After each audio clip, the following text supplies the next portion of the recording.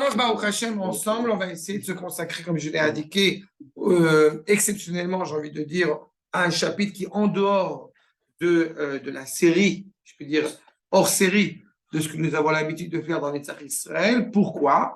Parce que nous nous approchons de Yom Yerushalayim. Donc, c'est l'opportunité pour nous, d'Afka, d'essayer de gérer ensemble, d'étudier un petit peu ensemble le regard du Maharal sur la valeur de Jérusalem, j'ai envie de dire, dans l'avenir. La Jérusalem du futur. Comment est-ce qu'on va essayer bien d'aborder cette ville, n'est-ce pas, de Yerushalayim. Donc, le Perek Nun Aleph. Regardez ce que nous dit le Rav. Achar shibiarnu lecha beperek hakodem inyan eretz hakedosha uma'alata. Le chapitre qui était juste avant, ce n'est pas un hasard non plus, ce n'est pas innocent, mais on aura l'occasion de l'aborder, mais pas aujourd'hui. Sur la valeur essentielle d'Eretz Israël, on l'a fait dans le chapitre précédent. Par conséquent, nous continuons à avancer notre processus en parlant de ce qui est au cœur, à savoir, et bien évidemment, Yerushalayim. Cela nous indique aussi un sujet très important sur le fait qu'après notre retour en Eretz Israël, eh bien, et là, ça s'est passé en 2 temps, mais après notre retour en Eretz Israël, qui est une valeur à part entière, il nous manque encore l'essentiel, il nous manque le cœur. Et puis 19 ans après, Baruch Hashem, après la guerre d'indépendance, eh bien, le 3e jour, comme vous le savez, de la guerre des 6 jours, nous retrouvons Yerushalayim. Ça a une valeur évidemment exceptionnelle. C'est une préfiguration de ce qui va être dans le futur. J'ai coutume de rappeler les enseignements du Rav Eliyahu Kitov, dans un livre qui s'appelle Sefer HaToda'a, qui témoigne que le jour où nous avons reconquis Yerushalayim, il y avait le sentiment aux yeux du peuple que c'est comme si on avait reconquis tout Eretz Israël. Tel point, encore une fois, Yerushalayim, elle englobe toute la valeur d'Eretz Israël en tant que telle. Maintenant, nous dit le Rav, Yesh Tadat, Gamken, Mima'alat Ir Kodeshenu Vetifortenu Yerushalayim, Ir Hagdosha, Tibane Vetikonen Bemera Beyamen. Je vous rappelle qu'on est au XVIe siècle. Donc, il y a vraiment une nostalgie, un engouement en plus de la valeur d'Eretz Israël, d'évoquer et d'invoquer, n'est-ce pas, la valeur de Yerushalayim. Tout prend sa source grâce à Yerushalayim. On dit, n'est-ce pas, dans la bénédiction, notamment qui est extraite du prophète Zechariah, sur la femme stérile qui se réjouira quand ses enfants reviendront vers elle. Il s'agit de Yerushalayim. Ça, on dit dans la bracha des Shabrachot, en plein milieu des Shabrachot, la 5e des brachot, Bekibutz Banea, Sos Tassis Vetagel Akara, Bekibutz Banea. Et on reconnaît justement le Créateur qui se réjouit dans la mesure où il réjouit Tzion. Mais sa mère, Tzion Bevanea, ses enfants reviennent chez elle. Donc on est au XVIe siècle, on est loin encore de la reconstruction de Yerushalayim, et le Maharal dit on doit indiquer ici un élément fondamental. On ne peut pas outrepasser cela. יש לך ללמוד, וכל שכן, הדבר שהיה במעלה אלהית, דבר שיוסיף בקדושה ובמעלה אלהית, כמו שהיה לו. Il y a un présupposé. Puisque la terre était en désolation, la terre d'Eretz Israël qui était en désolation, est une situation, ça je pense que vous en rappelez, depuis le premier chapitre de Netzer Israël, qui n'est pas une situation concevable, donc elle ne peut pas demeurer éternellement, donc il est évident que le peuple juif va revenir chez lui. Et si la valeur d'Eretz Israël, avec tout ce qu'elle implique, va retrouver ses couleurs d'antan, va retrouver son faste d'antan et avec encore plus de force, encore plus de vigueur, c'est le cas d'autant plus au sujet de Yerushalayim. Pour la même raison, je vous rappelle que de partout dans le monde, nous montons en Eretz Israël. Et de partout en Eretz Israël, nous montons à Yerushalayim. Et nous descendons de Yerushalayim, et nous descendons d'Eretz Israël. Ça implique bien, encore une fois, la valeur exceptionnelle, justement, de Yerushalayim et aussi dans le futur. Et évidemment, la consolation pleine à laquelle nous aspirons, c'est pour cela que, encore une fois, sous la choupa, ce moment du mariage, où on se rappelle que toute notre joie, nous la puisons de Yerushalayim, la consolation pleine sera au moment où Jérusalem sera pleinement reconstruite. Comme j'ai coutume de rappeler, j'ai fait un cours là depuis quelques années, dans le Mizmor Kouf Kaf 122, sur le pasouk Yerushalayim Ir Shechubra la Yardav, on a toujours coutume de rappeler que d'un côté, c'est la ville qui réunit tout le peuple autour d'elle, les 12 tribus sont toutes rattachées à elle et ça crée, ça façonne cette unité autour de Yerushalayim, mais aussi à l'échelle verticale, du bas vers le haut. Jérusalem d'en haut ne sera reconstruite que quand la Jérusalem d'en bas sera reconstruite. Les deux sont entièrement reliés et Yerushalayim Ir Shechubra la Yardav, tout y est rattaché. Donc la pleine constellation, évidemment, prendra tout son sens à ce moment-là. Ou Bebaba Matra. Donc, dans la Gemara, Vesamti Kotrod chez Shimshotecha. Top, bien fait. Traduction, je ferai tes créneaux de 4 rods. C'est clair, d'accord? Ouais. Alors là, je crois que plus clair que ça, on ne peut pas. D'accord? Le verset exact, Samti Kotrod Shimshotecha, Vesha'araich le Avnei Egdach, Vekol Gevulech le Avnei Chefetz. Toutes les frontières seront l'objet seront des pierres tellement désirées, tellement convoitées. Mais surtout le mot katrod, vous entendez katrod, évidemment, ça vous paraît d'une limpidité claire. Bien fait. Parce que c'est exactement le sujet. Il s'avère que ce katrod, dont on ne sait pas ce que c'est, eh bien, c'est ou de l'onyx, c'est aussi une pierre, quand on parle de pierre, ou de l'onyx, ou du jaspe. C'est une autre pierre. D'accord?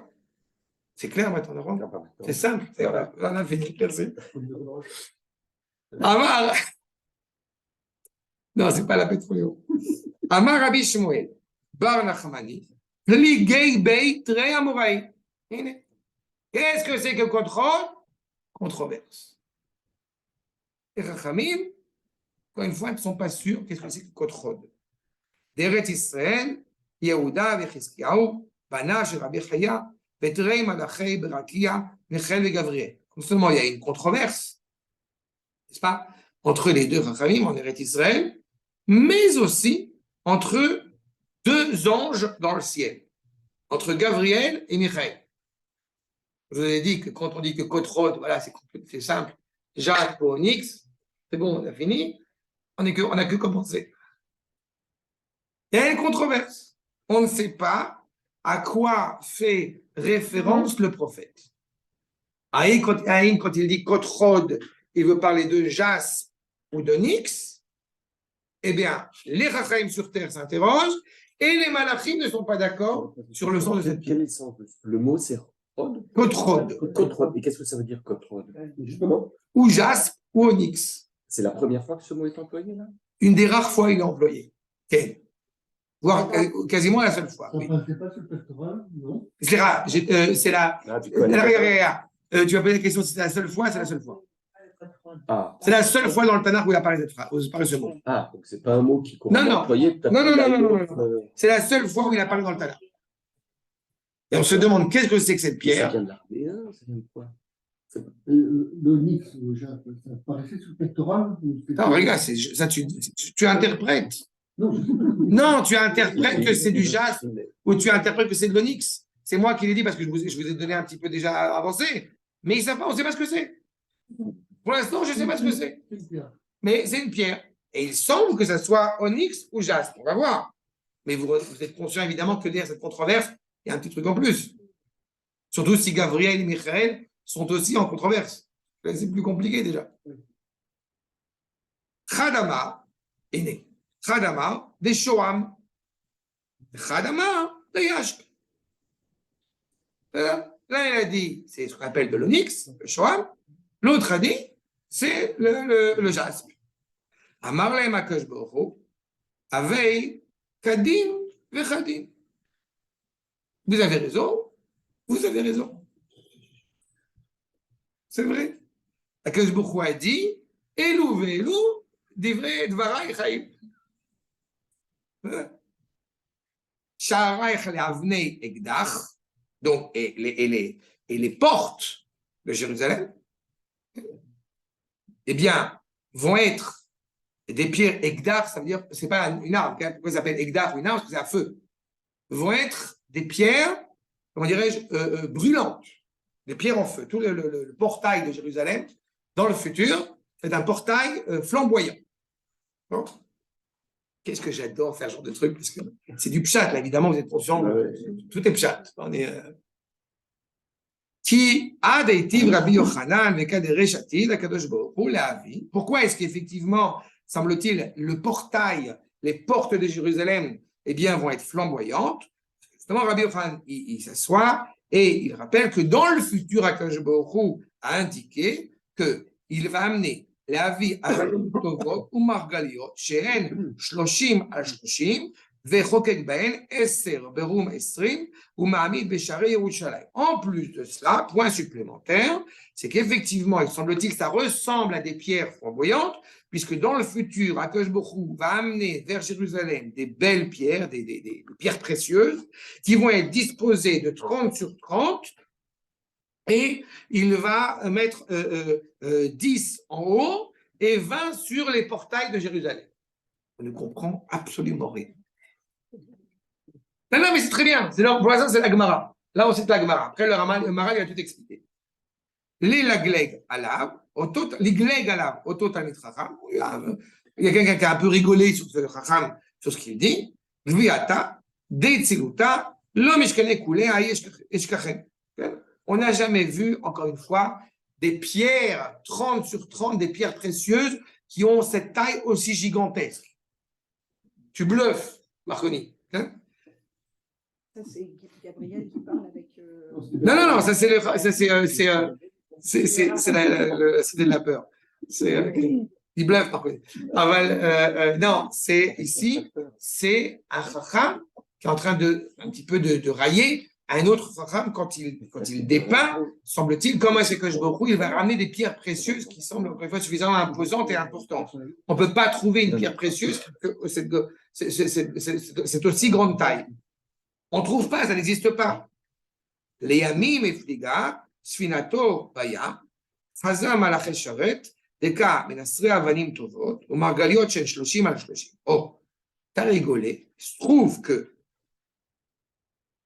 dans cette controverse, il y a un bateau qui est passé et on a pu voir dans ce bateau des pierres précieuses qui sont suffisamment imposantes, en tout cas qui étaient suffisamment imposantes et qui correspondent exactement à ce que, eh bien, le Chacham a dépeint dans la vue. Des pierres de 30 sur 30 et qui pourront comme ça être disposées sur le portail de Jérusalem. Alors, Léan, d'où tu prends un truc pareil? Amarle, Atid, dans le futur, Akadosh Baruch Hu, il prendra ces pierres, qui sont difficilement aussi portables, et pour les mettre, quand il va faire ça, le portail de Jérusalem. Atal et Kameh de Rabbi Yochanan. Amarle, Rosh Rabbi, Velechanael idrosh, kasher amarta chen raïti. Comme tu as dépeint une réalité pareille, et que maintenant que je l'ai vue, alors effectivement, je suis obligé de te croire. Sans cela, je n'aurais pas pu te croire que cela est possible. Amar le Reka el Malé, lo raïta, velo emata milagleg al devraeta.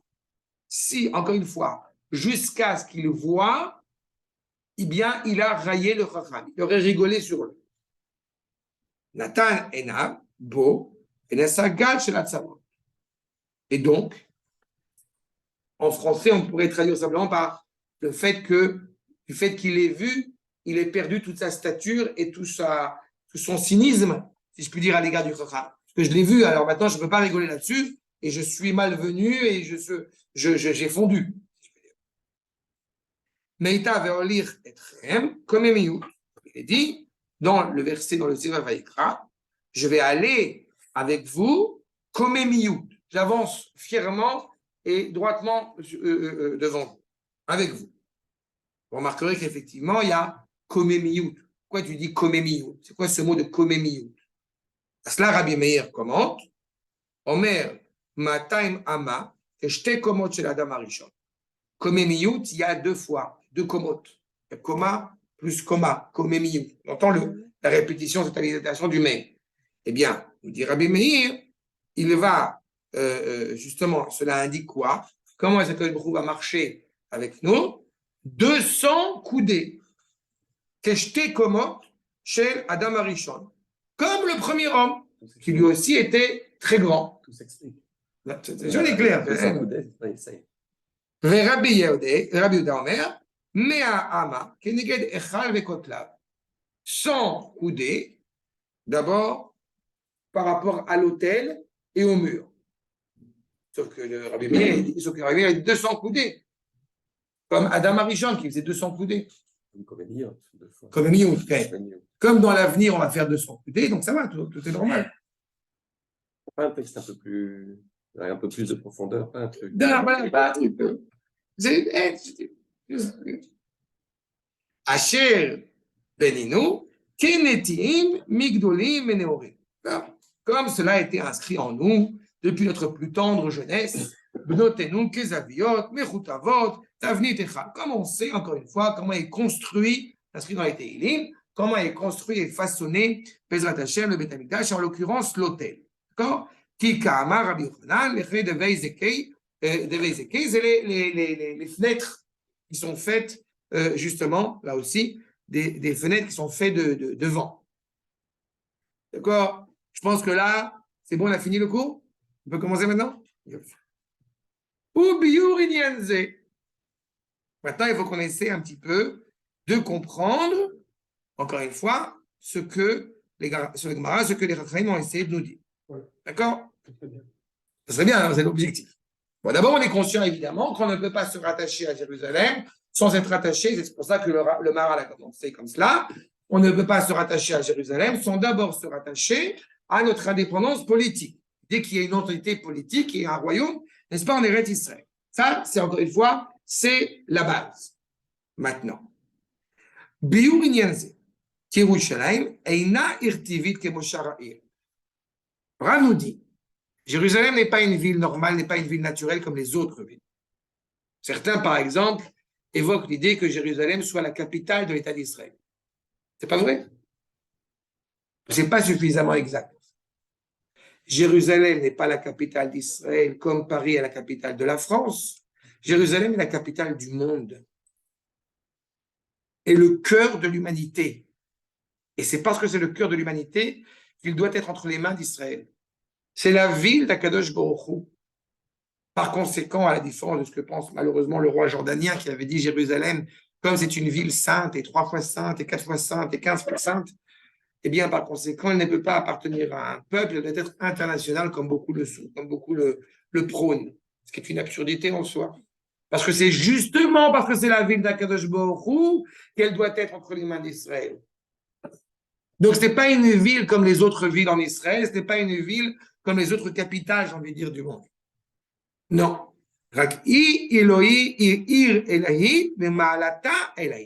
C'est une ville à dimension divine, animée, prônée par le Créateur lui-même. Pas comme Bruxelles capitale. Voilà. Pareil. C'est pas la même chose. Ni Mexico City. Ah ouais. Non. C'est toute la centralité. C'est le cœur qui est là-bas. Le cœur et le cerveau sont là-bas. Les Fichach. Il le sait, le roi Jordan, ils le savent tous. Oui, non, ils le savent tous. Évidemment qu'ils le savent. Plus ils s'y opposent, plus ils nous flattent. Je Mais suis c'est désolé. ça. Enfin, flattent, je ne sais pas si c'est Non, le j'ai mot, compris. plus ils nous reconnaissent. Je- C'est nous qui ne sommes pas Ça me encore prêts, stresse. ça je l'ai appris avec toi, mais c'est nous qui ne sommes pas encore prêts. Quand on le prendra, ils s'inclineront. Passe ministère, on vous donne salut. c'est pas bon. Mais je dis des choses sérieuses. Là. Non, mais je vous flatte. Quand on le prendra, ils s'inclineront. C'est qu'on aura. Exactement. Mais on le prendra quand ça viendra de l'intérieur. Oui, mais ça peut passer par la guerre douloureuse. Ah oui. C'est pas le problème. C'est la guerre de Gog et Magog, elle est autour de ça. Les 70 nations qui sont contre Jérusalem, on est en plein dedans depuis déjà un petit moment. Mais c'est depuis notre retour en terre d'Israël que la question se pose réellement maintenant. Et c'est à nous de décider. Quelqu'un me rappelait ce que j'avais dit il y a quelques années, sur lequel je suis très pointilleux là-dessus, sur le fait que malheureusement, à chaque fois qu'il y a un député, un ambassadeur qui arrive en Israël, le premier endroit où on l'amène, c'est Yad Vashem. Et en soi, c'est un scandale. Et éventuellement, et je répète, éventuellement, à la fin de son séjour, on l'amène au côté. Eh bien, il me semble que tant que nous n'aurons pas compris que ce qui doit être évoqué, c'est exactement l'inverse, nous serons confrontés justement à cette tension permanente. Parce que d'abord et avant tout, et d'ailleurs la preuve, c'est que quand on assume pleinement, je vous rappelle ce que j'ai coutume de rappeler, et ce n'est pas du tout une opinion politique sur le sujet, mais quand l'ancien Premier ministre, en l'occurrence qui est aussi le Premier ministre actuel, quand Benjamin Netanyahou avait dit il y a quelques années de cela que Jérusalem est la capitale éternelle de l'État d'Israël. Dans le monde entier, on craignait la Troisième Guerre mondiale. Eh bien, il n'y a pas eu la Troisième Guerre mondiale. Au contraire, les ambassades ont commencé à venir s'installer à Jérusalem. Dès que cela sera clair et évident pour nous, cela sera clair pour le monde entier, bon gré et malgré eux. Je ne savais pas que quand j'ai appris là, quand j'étais à l'étranger, que quand on a pris Jérusalem, il y a un soldat qui avait fait mettre le drapeau en haut du Kotel. Ça a duré une demi-heure et Moshe Dayan est venu à décrocher. J'aurais beaucoup à te dire sur Moshe Dayan. Je ne sais pas. Oui. Il a fait mettre le drapeau. Oui. Un soldat israélien, il a flotté pendant une demi-heure. Et dans les écoles, dans les écoles en Israël, quand on commémore Yom Yerushalayim, alors on dit que Motagour, il a dit à Kotel Beyaden. C'est absolument faux parce qu'on a l'enregistrement, il dit Arabaï Beyaden. Il y a beaucoup à dire sur ces sujets-là. Il y a des choses qui ont été faites, mais voilà. Encore une fois, c'est cette réalité. Et là, on est au présent. Enfin, on était déjà un petit peu au futur, on est au présent. Je vais beaucoup plus loin que ça. Nous dit le Maharal. Samti kodchod shimshotecha, ki kodchod yeven yekara. En mettant en évidence, nous dit le Maharal, que dans ce verset, je vais mettre un kodchod qui va servir, qui va être présent, encore une fois, dans ta ville. On met en évidence qu'il y aura une pierre précieuse, énorme, exceptionnelle dans ta ville. En réalité, qu'est-ce que cela nous indique? Pierre précieuse, pierre ayant de la valeur. On est en train de dire que dans le futur, justement, on viendra pleinement, et pas que nous, le monde entier, accueillir cette parole et cette diligence d'Akadosh Baruch Hu. Et Firachama, qu'il est atid les Maalat Yerushalayim, shetie Maalata yoter Elohit, od mima shaya kodem. Elle sera supérieure à la valeur que représentait Jérusalem auparavant. En quoi on sort ça de Kotrod? On n'est qu'au commencement. Mais en tous les cas, elle sera supérieure à la valeur du premier Beth Amikdash et elle sera supérieure à la valeur du deuxième Beth Amikdash. Veraoui. Sheye binyana lefi ma'alata. Pourquoi est-ce qu'elle sera supérieure à la de Jérusalem? Parce que puisque les gens seront tellement conscients de la valeur exceptionnelle de Yerushalayim, donc la ville sera encore plus belle. N'est-ce pas? Aura beaucoup plus d'importance. Toute notre dévolu, tout notre investissement sera justement vers cette ville de Yerushalayim. Donc, automatiquement, on voudra y mettre les pierres les plus précieuses qui existent. Malatam et avanim tovot veyekarot. Et la reine, prochaine à Mishpat. Justement, vous savez que le pectoral du Kohen Gadol, lui aussi, il a des pierres qui ont de la valeur. Sauf qu'attends, non, parce que j'ai dit que c'était onyx et jaspe, donc évidemment, tu avais tout le rapprochement avec le Kohen Gadol, et à juste titre. Sauf que c'est moi qui dis que c'est rien qui dit que s'interroge, mais on demeure quand même la question qui va de toute façon nous interpeller pendant cette étude, c'est pourquoi vous hésitez à savoir de quelle pierre précieuse s'agit-il? Qu'est-ce qui se cache derrière? On va y revenir. Pour l'instant, il faut juste avoir en tête qu'on voit bien dans la même manière que quand on a une question importante à poser à Akadosh Baruch Hu dont on ne connaît pas la réponse à l'échelle nationale, on va voir le Kohen Gadol, il y a ce qu'on appelle Urim et Tumim, n'est-ce pas, à partir de ces pierres du pectoral, Choshen Mishpat, qui vont pouvoir délivrer la justesse, puisque sur ces pierres-là, il y avait aussi gravé des lettres. Donc, on savait encore une fois quelle était la réponse décisive pour l'avenir du peuple, pour la décision du peuple, qui dépasse encore une fois l'entendement que ni le Sanhédrin ni le roi ne pouvaient donner. Éphémère, on va y arriver à ça.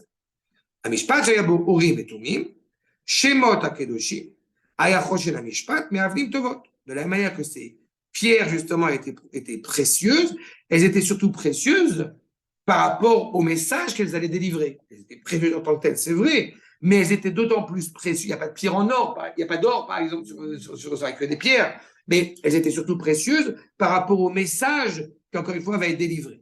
Au moment où il y a cette expérience, évidemment, prophétique. Maintenant, on voit bien que les Chachamim sont en controverse, justement, pour essayer de définir de quelle pierre s'agit-il. Pas, je ne suis pas pour le phone, pour le contrôle. Ou Pligay, Michel et Gabriel, et puis, encore plus étonnant, On a dit les anges, ils sont eux aussi en controverse. Benya la choma azot, cette muraille, qui a choma bayugdar ha'ir, ad shenikra makom al shem hachoma, beit moshav ir choma. On voit l'importance de la muraille. Je voudrais peut-être ajouter, mais je pense que ça vous l'avez en tête. Il y a des gardes à l'entrée du Beth Amikdash. Mais dans cet avenir auquel nous aspirons, et surtout même à l'époque de Shlomo, à quoi servent les gardes? Vous comprenez la problématique? Il y a besoin de gardes quand on veut protéger d'un trésor, d'un butin, d'une guerre. On va le dire autrement. À quoi servent les soldats avec les chapeaux en plume d'oie à Buckingham Palace? Au prestige. יפה מאוד. להבדיל אלפי הבדלות, c'est exactement cela. Pourquoi est-ce qu'il y a des gardes à l'entrée du Beth Amikdash? Pas pour garder le Beth Amikdash, mais pour les honneurs de cet endroit qui a une telle envergure, qui a une telle ampleur, d'autant plus à l'avenir. Donc justement, dans l'avenir, puisque cette ville s'appelle Ir Choma, elle est entourée d'une muraille. Il y a des gardes, on ne monte pas n'importe comment à Jérusalem. Quelque part, que ce soit le mec imprimé là, ou les Suisses là-bas, c'est pour le prestige. Ils ont copié. Évidemment. Et la fleur de lys aussi, ils l'ont copié. Ils ont copié pas mal de choses. On le sait. Sauf que le vrai roi, évidemment, authentique, c'est Charles III.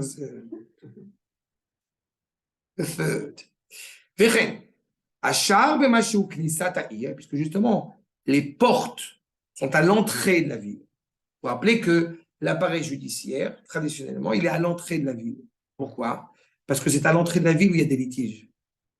Quand on est dans la ville, tout le monde connaît les règlements, tout le monde connaît les devoirs, et donc il y a moins de problèmes.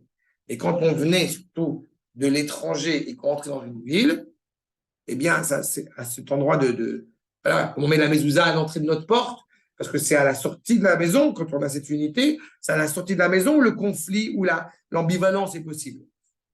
Donc, dans cet endroit-là, justement, le Sha'ar, les portes de la ville, c'est pas, on a dit, elles vont avoir des pierres précieuses. Sha'ar, Chen, Ashar b'mashu knisat ha'ir, שגם המקום נקרא על שם השער, כדכתיב שופטים ושוטרים, תיתן לך בכל שעריך. On va mettre des juges et des policiers, justement, à l'entrée de ces portes frontières. De la même manière, quand on parle de quelqu'un qui est assis aux portes de la ville, c'est cela que les Chachamim on voit en allusion pour indiquer que le personnage en question est le juge. C'est le cas de Mordechai, c'est le cas de Boaz, dans la Megillat Ruth qu'on va lire dans quelques semaines, dans une semaine et demie. Il est indiqué comme étant le juge, c'est ça. Il est dans cette période de mixité, pas de mixité, de frontière. Ou les fichas. Achoma ve'achar shem tzurat hamakom, ra'ui sheyu kefi madrigata. Maintenant, si vous mettez des pierres précieuses qui sont exceptionnelles sur les portes à l'entrée de la ville, il y a deux indications qui montrent bien la valeur de Jérusalem dans le futur. Le fait qu'il y ait des pierres précieuses, soit. Et ça veut dire que nous sommes totalement investis au prestige de la ville. Mais à la rigueur, vu la quantité de pierres précieuses ou la qualité de ces pierres précieuses et la taille qu'on a évoquée tout à l'heure, ça pourrait être dangereux. Peut-être il pourrait y avoir des voleurs qui vont vouloir voler ces pierres précieuses. Mais si je les expose aux yeux de tous et que je n'en suis pas inquiété, ça veut dire que nous avons aussi une situation morale qui est totalement différente de celle qu'on peut avoir au présent. Vous êtes conscient, par exemple, que la menorah, vous savez, la menorah qui est reconstruite, pour honorer le troisième Beth Amikdash, celle que nous avons qui est sous verre, elle n'est pas en or tout entière. Pas? Et même celle-ci, elle n'est pas forcément d'Afka vrai authentique, c'est surtout une copie pour vous donner un petit peu un effet. Elle n'a pas la valeur qu'a celle qui est dans le Beth Amikdash. Par exemple. Donc, malgré tout. Le titre que tu dis, on a les pierres précieuses qui sont là, quelque part, on pense qu'il y a. C'est parce que il y a un niveau moral qui est élevé, donc il n'y a pas de voleur. Et il y a des gardes qui sont là qui sont des gardes de prestige. Exactement. Donc, ils n'ont pas besoin de défendre les pierres. D'accord. Donc on voit aussi cette dimension qui est déjà inscrite là. La sainteté de Dieu fait que les gens. Oui, mais je pense que les deux, ils sont liés d'Afka. C'est pas la sainteté du lieu, c'est pas, on n'est pas au Vatican. C'est pas la sainteté du lieu qui fait que. C'est parce que la moralité, justement, de l'humanité, là où elle se trouve à ce moment-là, fait qu'elle est pleinement rattachée à la sainteté. Tu comprends? C'est pas sacralisé. Parce que tu dis, c'est un petit côté Indiana Jones. Non, Je pense que s'ils vont le prendre, il va s'abattre en éclair sur eux. Non, je pense que non. Ah non, non. La sainteté, elle est rattachée à la moralité. Ça, c'est typiquement juif. C'est typiquement hébraïque. Et donc, plus l'homme, encore une fois, s'élève moralement, plus automatiquement il se rattache à la sainteté. La sainteté qui est l'expression du nom d'Akadosh Baruch Hu. Cette distinction, encore une fois, noble de l'humanité. Et à ce moment-là, évidemment, il semble que ça soit, c'est pour ça qu'il dit, Raoui sheyu kefi amadriga. D'accord? C'est la forme même de la ville, comment est-ce qu'elle est indiquée. Elle montre bien là. Et puisque justement, on insiste pour dire que c'est Shar Haïr, Chomat Haïr, ça montre que c'est pas seulement cet endroit-là qui est animé par la moralité, c'est toute la ville, puisqu'on insiste pour dire la ville elle-même, elle est impliquée là-dessus. Elle est impliquée dedans. Maintenant, on a dit controverse entre Gabriel et entre Michaël. Il faut peut-être se remémorer quel est le rôle de Gabriel dans l'histoire et quel est le rôle de Michaël dans l'histoire. Une des fois au moins les plus connues de la rencontre de Gabriel et de Michaël, c'est à l'occasion de la destruction de Sdom. Ils sont partis chez Abraham, ils sont allés. C'est ça. Mais quand ils arrivent chez Abraham, chacun il a un rôle bien défini. Gabriel, son rôle, c'est de détruire Sdom, dans Midat Hadin. Michaël, c'est d'annoncer la naissance de Yitzhak Avinu. Il y avait Raphaël qui va annoncer la guérison, mais Michaël, n'est-ce pas, c'est le chesed d'Akadosh Baruch Hu. C'est ce qui rappelle, pour les Sfaradim parmi nous, la raison pour laquelle à Rosh Hashanah, on ne sonne pas 100 sonneries du chauffard, mais 101, pour évoquer la miséricorde de Michaël, qui est Matriya 101. C'est une direction qui est derrière aussi. Archa, ça veut dire que s'il y a une controverse entre Michaël et Gabriel, cela signifie qu'en réalité, c'est des villes qui, semble-t-il, trouvent sa place, sa noble place, déjà dans le monde, comme elle est reconnue.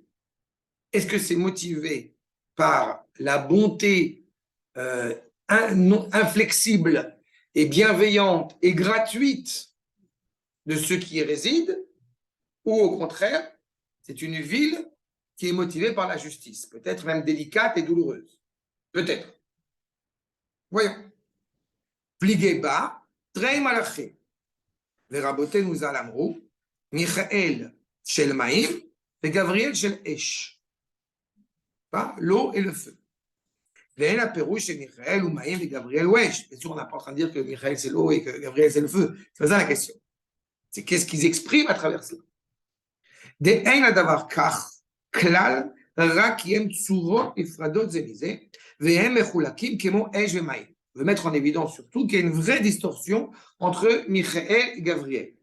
Pour rappeler aussi que quand on parle d'Israël, que Israël est comparé justement à l'eau et que Mitzraïm, chez le Maral, je parle, est comparé au feu, cela est une indication qui est fort importante. Parce que si vous rapprochez trop l'eau du feu, alors l'eau s'évapore. Si vous éloignez suffisamment l'eau du feu, alors le feu peut s'éteindre. Et c'est toute cette tension, cette problématique qui existe au moment de l'esclavage, de la servitude égyptienne. Quand on est parmi les Égyptiens, on peut s'éteindre. Prendre le recul permet justement de pouvoir réellement détruire cette nation totalement immorale qui a été l'Égypte. Ki Michaël, Shehu Shel Maïm, Rotzelomar qui mouchpa menu ma Shehu domé le Maïm, ce qui ressemble à l'eau. Le Gabriel Shel Esh, qui mouchpa menu ma Shehu Shavé, et domé la Esh, ce qui ressemble au feu. Qui min Michaël, mouchpa menu à Tov à Chesed, mais c'est domé la Maïm. Pourquoi est-ce que la Torah est comparée à l'eau?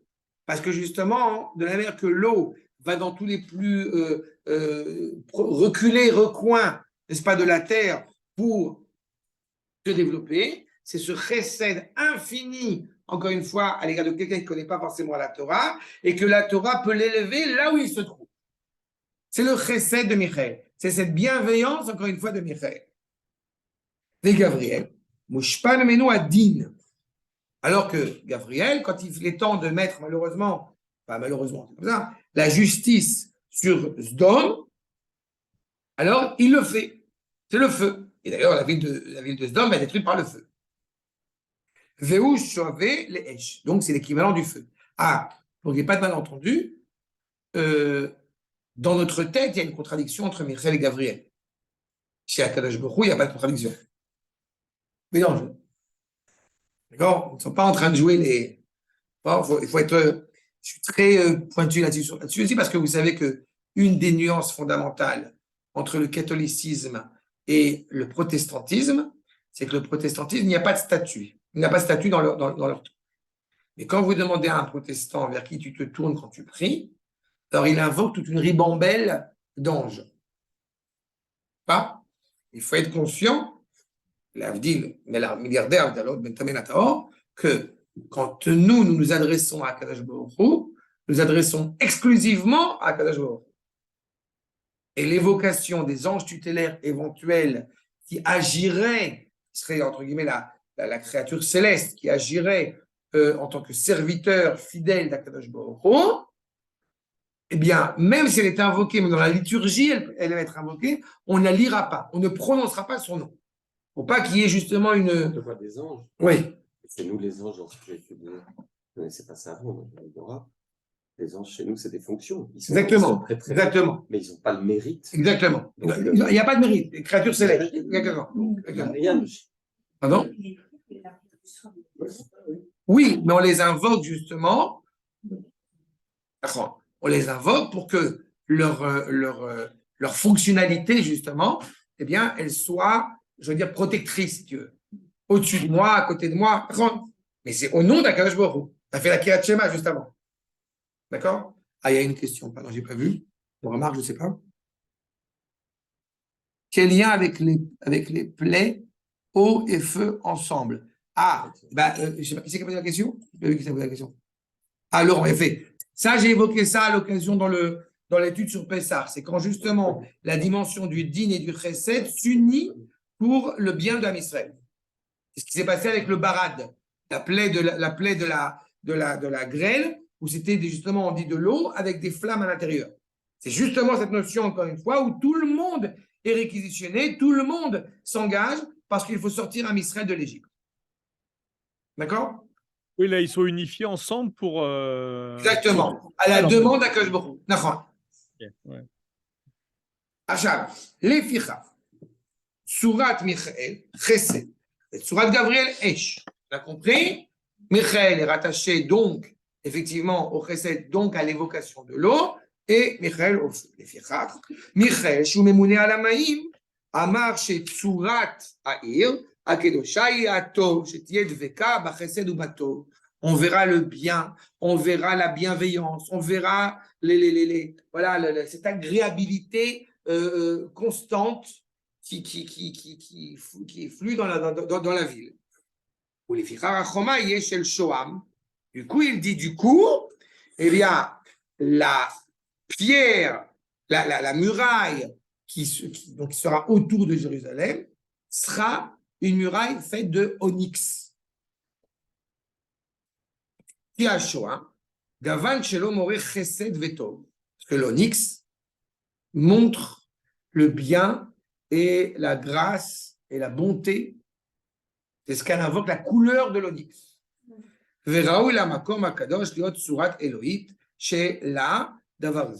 Il faut comprendre que il est évidemment envisageable que la manière dont Akadosh Baruch Hu va s'exprimer envers la créature est totalement bienveillante, est totalement indiquée par cela. Donc, par conséquent, a priori, c'est le Shoah.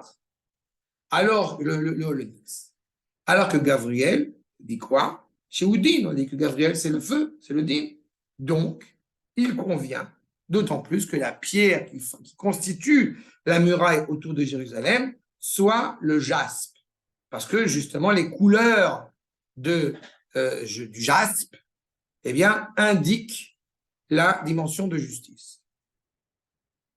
Vous allez me dire, on commence un tout petit peu à comprendre, mais on est encore loin du compte. Quand tu me dis que la couleur de l'onyx, c'est le chesed et le jaspe, c'est le din, d'où on sort un truc pareil? Noir.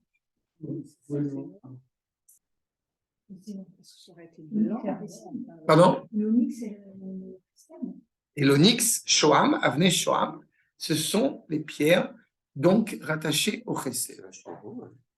Et le jaspe est une pierre qui en réalité a toutes les couleurs de l'arc-en-ciel. Et Dafka, c'est le din. C'est ça? Alors, il faut peut-être avoir en tête, avant de poursuivre, ce que nous n'avons pas encore indiqué suffisamment, c'est que l'onyx, donc, qui est donc noir, c'est la tribu, là c'est encore plus étrange, c'est peut-être la tribu de Dan. Et on a dit que Dafka, c'est du chesed. On va essayer de comprendre. Le jaspe, c'est Binyamin. C'est comme le Lévi et le Cohen. Le Cohen, il est de racine chesed, Et alors qu'il est là pour le din, D'accord. parce que le din doit être fait avec chesed, sinon... Oui, mais c'est par rapport au travail dans le Beth Amikdash. On est autour. D'accord. On est autour. On va voir. Mais surtout, il y a un autre petit détail qui n'est pas négligeable, c'est le fait que les deux pierres qui sont sur les épaules, n'est-ce pas, du Kohen, sont des Avnei Shoam. Et que les Avnei Shoam, où il y a les 12 tribus qui sont gravées sur ses épaules, il a le poids du peuple sur ses épaules. Évidemment, le Kohen, qui est invoqué par un amour profond pour le Ham Israël, eh bien, il a justement ces pierres-là. À droite et à gauche, est constamment investi au nom du peuple juif. Autre détail n'est pas tellement surprenant, le jaspe, c'est effectivement la pierre de Binyamin. Yeshpe, il a une bouche, mais il ne parle Yashp, et le Chachamim vont dire Yeshpe, il y a une bouche. C'est pas qu'il est muet, mais il ne parle uniquement que quand cela s'avérera nécessaire. C'est-à-dire que pendant 12 ans, 22 ans, il ne parle pas alors qu'il sait que son frère Yosef a été vendu. Ça veut dire que Esther ne va pas parler pendant 12 ans, tant que Mordechai n'a pas dit qu'elle pouvait parler. Et quand elle commence à parler, on se rappelle des cours sur la Megillat Esther, pour ceux qui y étaient, elle parle. Tu peux ouvrir un peu la fenêtre, mais j'ai vraiment chaud. Non, j'ai chaud. C'est pour rien. Achab, c'est ce qui semble encore une fois a priori. Et si on parle de Binyamin, on comprend qu'il y a une autre dimension qui n'est pas négligeable. Je vous rappelle, c'est celle de ne pas se prosterner devant personne. N'est-ce pas? C'est le seul, c'est pour ça que le Kodesh à Kodashim, il est chez Binyamin. Parce qu'il est à la fois, comme j'ai coutume de rappeler, le point d'unité entre toutes les tribus d'Israël, puisque la discussion, la discorde qui va exister en Égypte entre Yehuda et Yosef, elle est autour de Binyamin. Et le verset dit, n'est-ce pas, Kamocha Keparo, traduction, tu touches un cheveu de Binyamin, je te casse la gueule. C'est Yehuda qui dit ça à Yosef Hatzadik. Donc on voit à quel point lui, le fils de Léa, est prêt à défendre corps et âme le fils de Rachel. Binyamin remplit cette fonction d'unité du peuple. Pas? On a vraiment ici quelque chose de très important. Mais on va y revenir. En safek. Chez Kol Echad Ve'echad. Min shte amidot haelu. Ou ma'ala ifnei atzma. On ne peut pas penser du chesed sans din, et on ne peut pas penser du chesed sans din. Du din sans chesed ou du chesed sans din. N'est-ce pas? On se rappelle dans la ligature de Yitzhak que si effectivement il y avait il y a la musique dehors, ça me... Non, je t'en prie, moi. Si effectivement dans la ligature de Yitzhak, eh bien, c'est toujours important de se rappeler qu'il n'y a pas le sacrifice d'Yitzhak que Dieu préserve, on a la ligature de Yitzhak. C'est-à-dire que lui, la vertu de Chesed attache la vertu du din. Mais on ne la détruit pas parce qu'elle est nécessaire à la réalité. Elle est fondamentale à la réalité. Donc le Maharal nous dit clairement, la marloquette ici, entre Gabriel et entre Michaël, en réalité, elle est complémentaire, les deux sont nécessaires. Seulement, qu'est-ce qui va être plus mis en valeur? Et l'Ouma, là, כמו שיש למעלה, כוחות מחולקות, יש ממונה על החסד, ויש ממונה על הדין. On n'est pas en mode, tout est, faites ce que vous voulez, on est un kibbutz, il n'y a rien, il n'y a pas la semaine dernière, ce qui est à moi, à toi, tout est ça. Et ni non plus l'inverse, en disant non, ce qui est à moi est à moi, ce qui est à toi, on tranche. Mais en haut, il y a des réalités comme ça qui pourraient se laisser entendre comme étant ciselées. וכן, יש צדיקים בארץ, יש שנפשו מוכן לעשות את הטוב והחסד.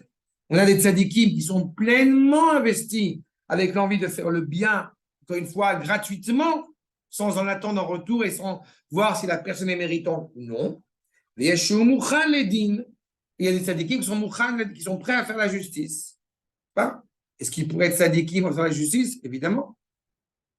Vous savez pertinemment ce qui se passe quand, pour ne parler que de cela, si un père dit « Tu veux $1 million, mon fils? Prends, parce que je t'aime, donc je te donne tout. » C'est pertinemment que ce n'est pas vrai.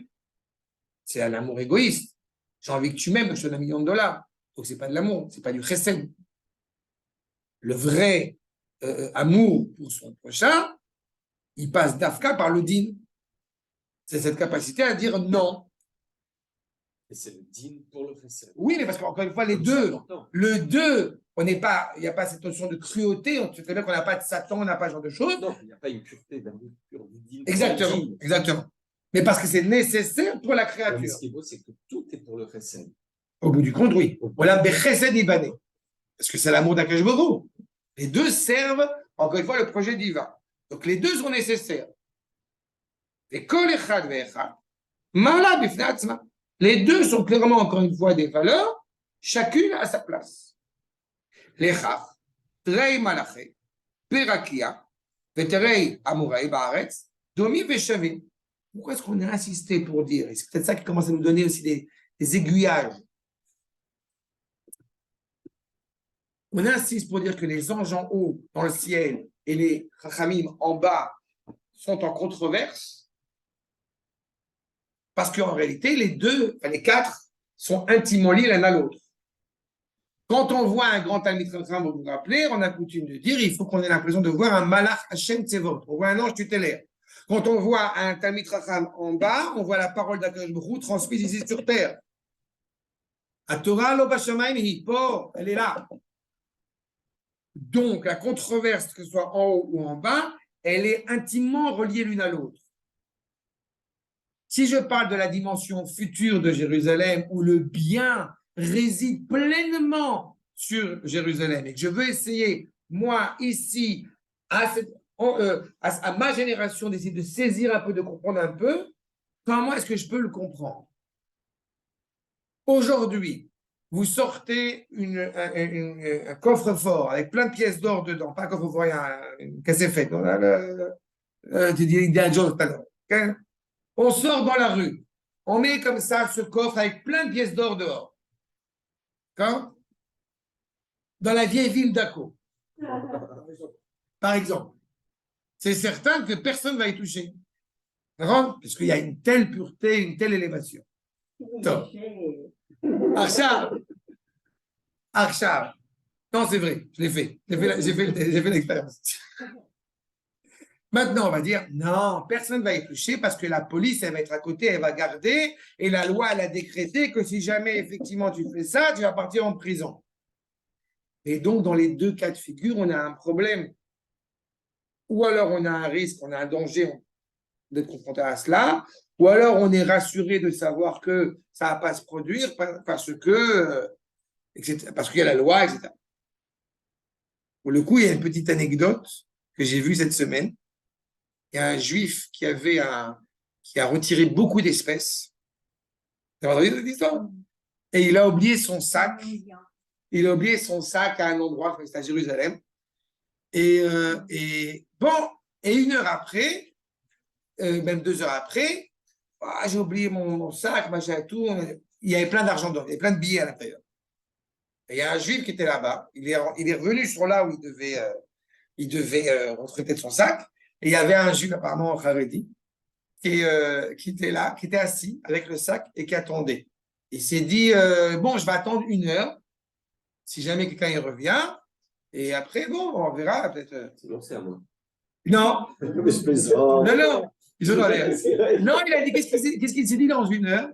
Je vais mettre un papier, c'est que j'ai trouvé un sac, celui qui veut récupérer, qui m'appelle à ce numéro. Et puis, bon, il était quand même au bout d'1 heure, il n'était pas encore revenu. Bon, peut-être je vais attendre parce qu'il avait besoin de cet argent, il était très inquiet et tout ça. Je vais attendre encore un peu. Et il a attendu. C'est-à-dire qu'il était sur les escaliers en train d'attendre avec le sac plein d'argent. Et le juif en question est revenu. Et le juif lui a proposé de l'argent et il a refusé. Tu veux me voler la mitzvah?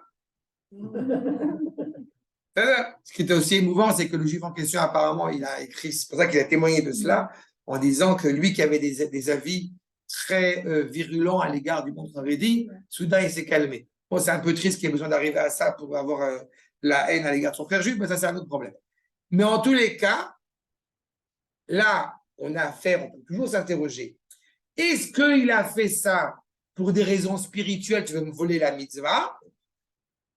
Non, mais à la rigueur, allons-y, soyons genre le plus vulgaire possible. Effectivement, on s'en fout en fait. Mais non, mais ça fait penser au Rav Zinis, l'anecdote. Exactement, c'est exactement ça. C'est exactement ça. Est-ce qu'en réalité, on est dans une convention, que ce soit spirituelle, économique, sociale, ce que vous voulez, où il y a le bien pour le bien? Et quand on essaye de décrire cette ville de Jérusalem dans le futur, eh bien, ça laisse entendre, apparemment, que, pour reprendre ta remarque de tout à l'heure, que le vrai din, c'est que la finalité du din, c'est le chesed. La finalité et l'origine. C'est ça. C'est-à-dire que même, en réalité, qu'il y ait ou qu'il n'y ait pas une telle loi dans l'avenir de Jérusalem, dans les endroits où il peut y avoir un conflit entre deux morceaux de la ville, en réalité, les gens sont animés machinalement, naturellement, à s'élever physiquement et spirituellement pour le bien, pour œuvrer le bien, pour accroître le bien. Et cela est palpable à la fois en haut comme en bas. La grandeur de Jérusalem, justement, la faculté, la dimension de Jérusalem, elle est profondément rattachée à Akadosh Baruch Hu. Pourquoi? Parce qu'elle est profondément rattachée à l'essence même de la création. Ce court moment, c'est quelques années qu'on a un petit peu perçu cela, c'est à l'époque de Shlomo, mais vraiment très court, où le monde entier s'améliorait naturellement parce qu'il y avait Yerushalayim. L'importance, encore une fois, de retrouver cette cohérence. Regardez la suite. Amar shakadosh baruch hu amar kadin vechadin tiyu tavei mipnei she'Hashem yitbarach kolel hakol. Pourquoi est-ce que Akadosh Baruch Hu, il a dit oui, ça c'est vrai aussi. Parce que Akadosh Baruch Hu, c'est tout. Il englobe tout, kolel et hakol. Chesed vedin. ולא כמו המלאכים שהממונה על החסד אינו ממונה על הדין והממונה על הדין אינו ממונה על החסד. Pas comme ce que les anges, évidemment, ils ne perçoivent qu'un axe. On a Akadosh Baruch Hu. On raconte souvent que les Chachamim, on raconte souvent que les anges tutélaires, eh bien, ils appellent Akadosh Baruch Hu de deux manières différentes. Il y a ceux qui appellent Akadosh Baruch Hu Akadosh et ceux qui l'appellent Baruch. Hein? Et nous, on est plus forts. Leumatam meshamechim ve'omrim Kadosh 3 fois. Akadosh Baruch Hu, à défaut des anges tutélaires qui ne sont pas capables de retrouver cette cohérence et cette unité terrestre et céleste, nous, on appelle Akadosh Baruch Hu, Akadosh Baruch Hu. Pourquoi? Qu'est-ce qu'il y a de spécifique dans Akadosh et dans Baruch qui les distingue? Réponse, le sens de Dusha évoque la dimension de distinction. Pas de séparation, mais de distinction, de Havdalah. Pas, excusez-moi pour le référent, mais à chaque fois c'est pour que ce soit plus clair.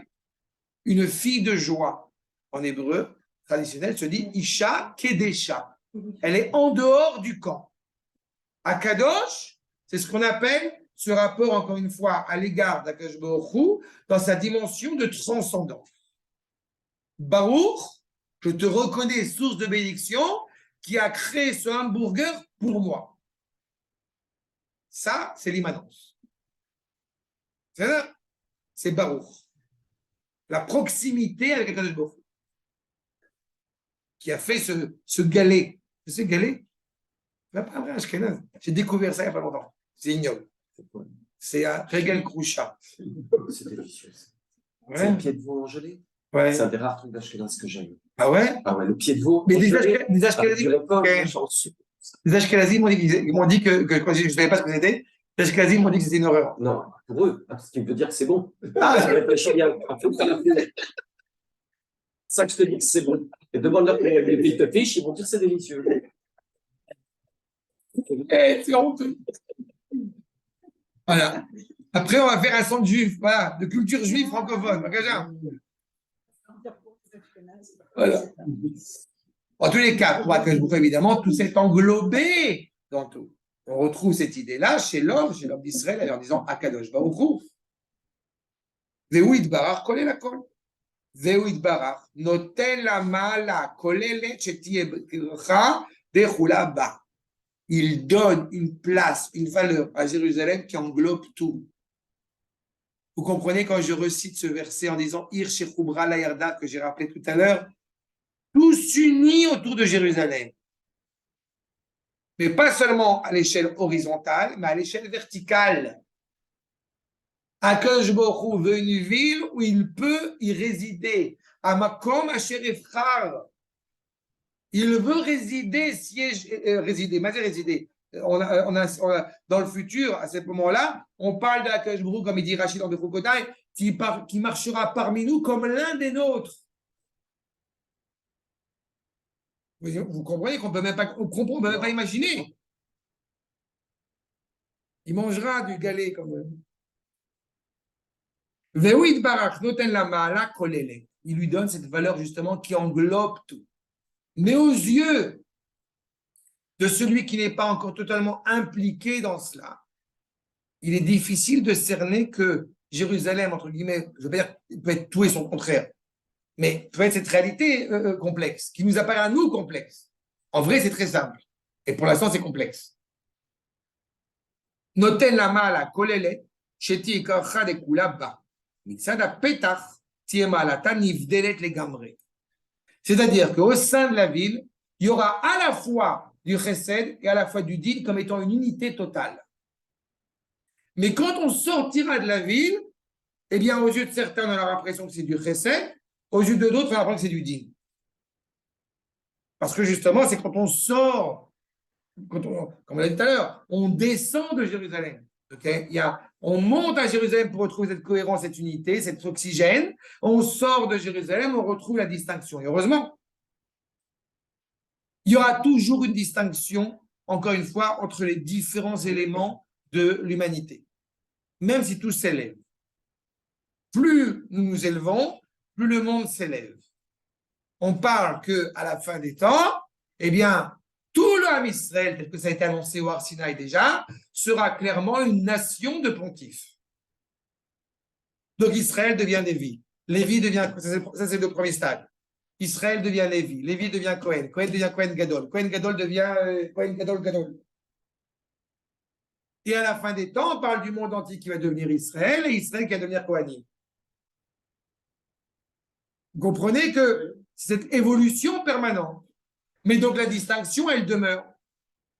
Donc on fait continuer à monter de manière infinie.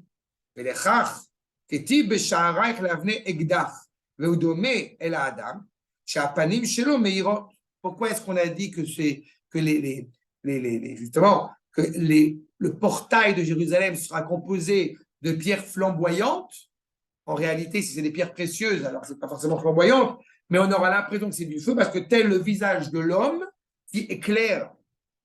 Puisque le visage, l'homme s'élève moralement, panim, n'est-ce pas? Ça indique la dimension intérieure de l'homme. Plus l'homme est animé exclusivement pour faire le bien, pour être le bien, plus cela, eh bien, se révèle à l'extérieur. Apanim kemaim l'adam. Tu vois un homme, tu vois ce qu'il y a à l'intérieur. Pas cette transparence qui existe chez certains d'entre nous. Terrible. Je dis ça pour moi parce que je suis une catastrophe pour ça. Mais il y a quelque chose qui laisse luire de l'intérieur et de l'extérieur. Justement, le visage de la ville, qui sera rempli de pierres flamboyantes, qui éclairent. Umoreze, Almala et Lahit. C'est d'ailleurs des ça, je t'ai vu faire du poker. Je t'ai vu parfois agacé par certaines personnes et tu n'en laissais rien voir. Non, oui, parce que c'est par correction. Absolument. D'accord. Ça, oui, ça n'a rien à voir. C'est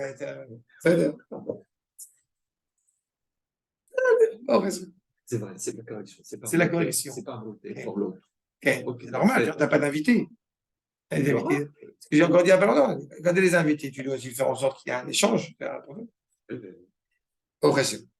Kemo Adam, כאשר יש לו פנים מאירים, שנאמר חוכמת אדם תאיר פניו. הנה, plus l'homme est animé par la sagesse, plus cela va éclairer, traduction littérale, son visage, mais panav, penimiyut shelo, son intériorité. C'est pour cela, encore une fois, alors qu'on s'approche du Shavuot, que c'est toujours bien de l'avoir en tête. La valeur de la Torah, elle n'a pas une valeur pour aller à la Macolette, mais elle a une valeur pour aller tout court. Il y a certaines personnes qui croient que quand on a la Torah, on a trouvé toutes les solutions à tous les problèmes. Ce n'est pas exact. Par contre, on a les éléments, on a les ustensiles pour pouvoir affronter ces différents problèmes. Et donc, Ir et Laït, la Torah, qui est la parole, encore une fois, du Créateur, il est évident qu'il y a cette ambivalence qui est rattachée les deux. Maintenant, ces deux, encore une fois, valeurs qui nous apparaissent distinctes donc à nous, aux yeux du Créateur, elles sont reconnues dans leur unité. Ubier lecha, tishnei ma'alot, iyu leYerushalayim. Ces deux valeurs-là seront pleinement indiquées, visibles à Jérusalem. Ima ma'ala, שתהיה כוללת הכל, כמו שאמר הקדוש ברוך הוא, תהיו כדין וכדין, comme on a dit.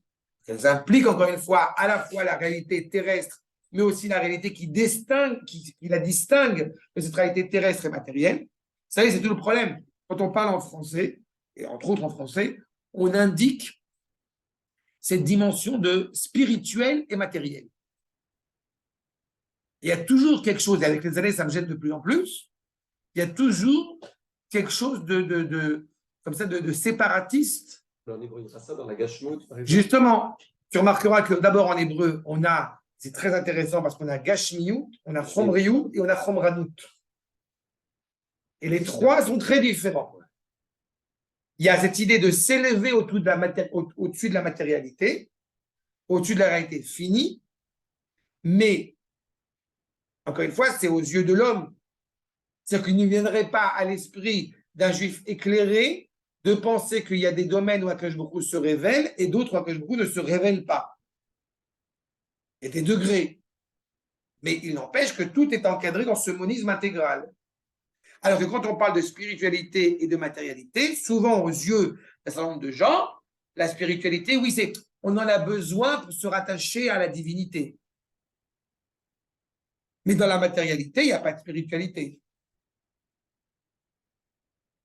Alors c'est faux. Quand on est juif, c'est faux. D'accord?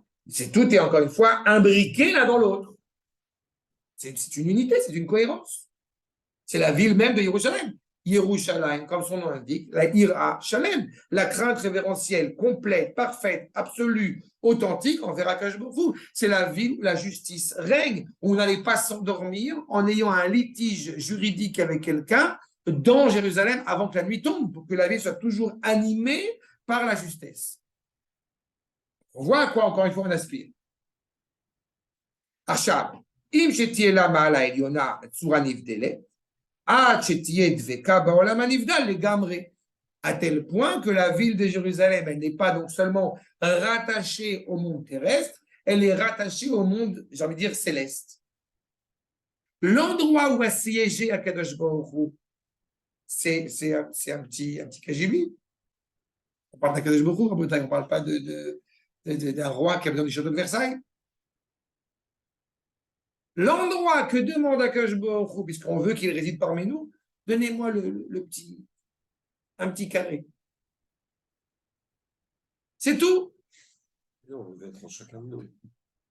Il veut que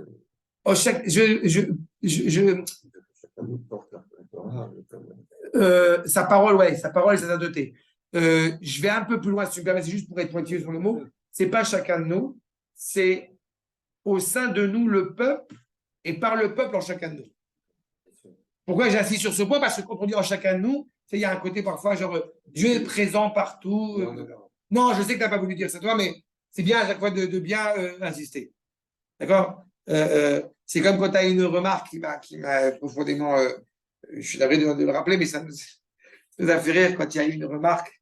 Bon, tu sais, parce que c'était sur cette idée d'être pour la Aliyah ou d'être pour la Torah, comme si c'était des choses distinctes et ça. Et avec Arnaud, on avait rigolé parce qu'il dit pour la Torah. Il y a une cohérence. D'accord? Mais c'était pas, encore une fois, il faut comprendre aussi cette difficulté d'atteindre cette dimension-là.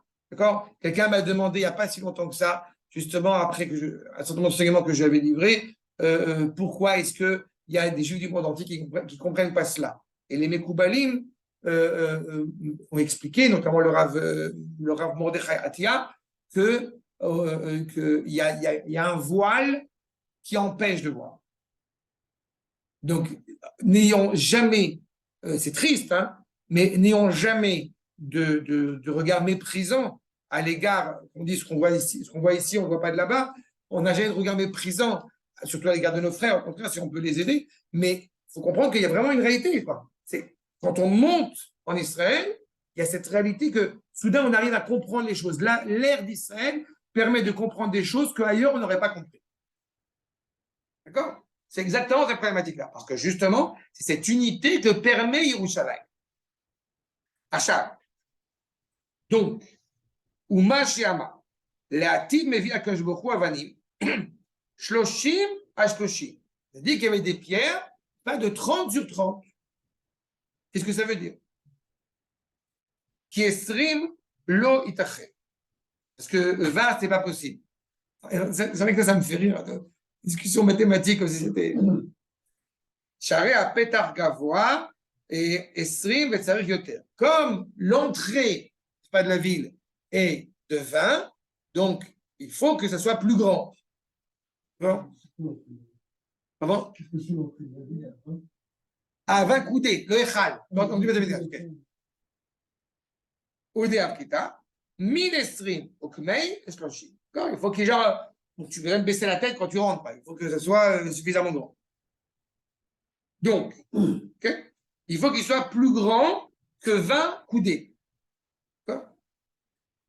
Vem merubaim. Qui? C'est ça. Estrim okma shloshim. Vem merubaim. Car meruba ou shalem. Parce qu'encore une fois, si l'entrée est parfaite, donc elle soit perpendiculaire, tout est carré, tout est réglé. Donc, c'est 30 sur 30. Maintenant. Kameruba ou Shalem, Belo Chisaron. Il ne manque rien parce que c'est un carré. L'avantage du carré, c'est que justement, tout est cohérent de tous les côtés qu'on regarde. Uma Sheamar, Ligle Galam, Oto Talmid, Bifnei, Shaya Talmid, Amedame, Aolam, Shirati, Lolam Azé. En réalité, cela veut dire quoi? Qu'effectivement, eh bien, l'entrée, elle soit clairement, justement, carrée.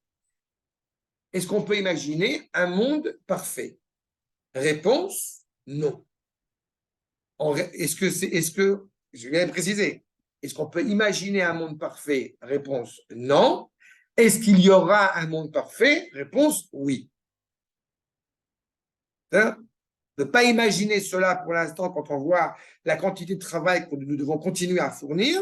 De l'autre côté, on voit bien l'évolution qui progresse de manière insensée, infinie. Dans l'image d'allégorie la plus simple, il y a un moment donné, pour un être humain, on arrête de grandir. Enfin, on peut grossir peut-être un peu, mais on arrête de grandir. Qu'est-ce qu'on fait? On essaye d'entretenir ce qu'on a. Eh bien, c'est un petit peu cela.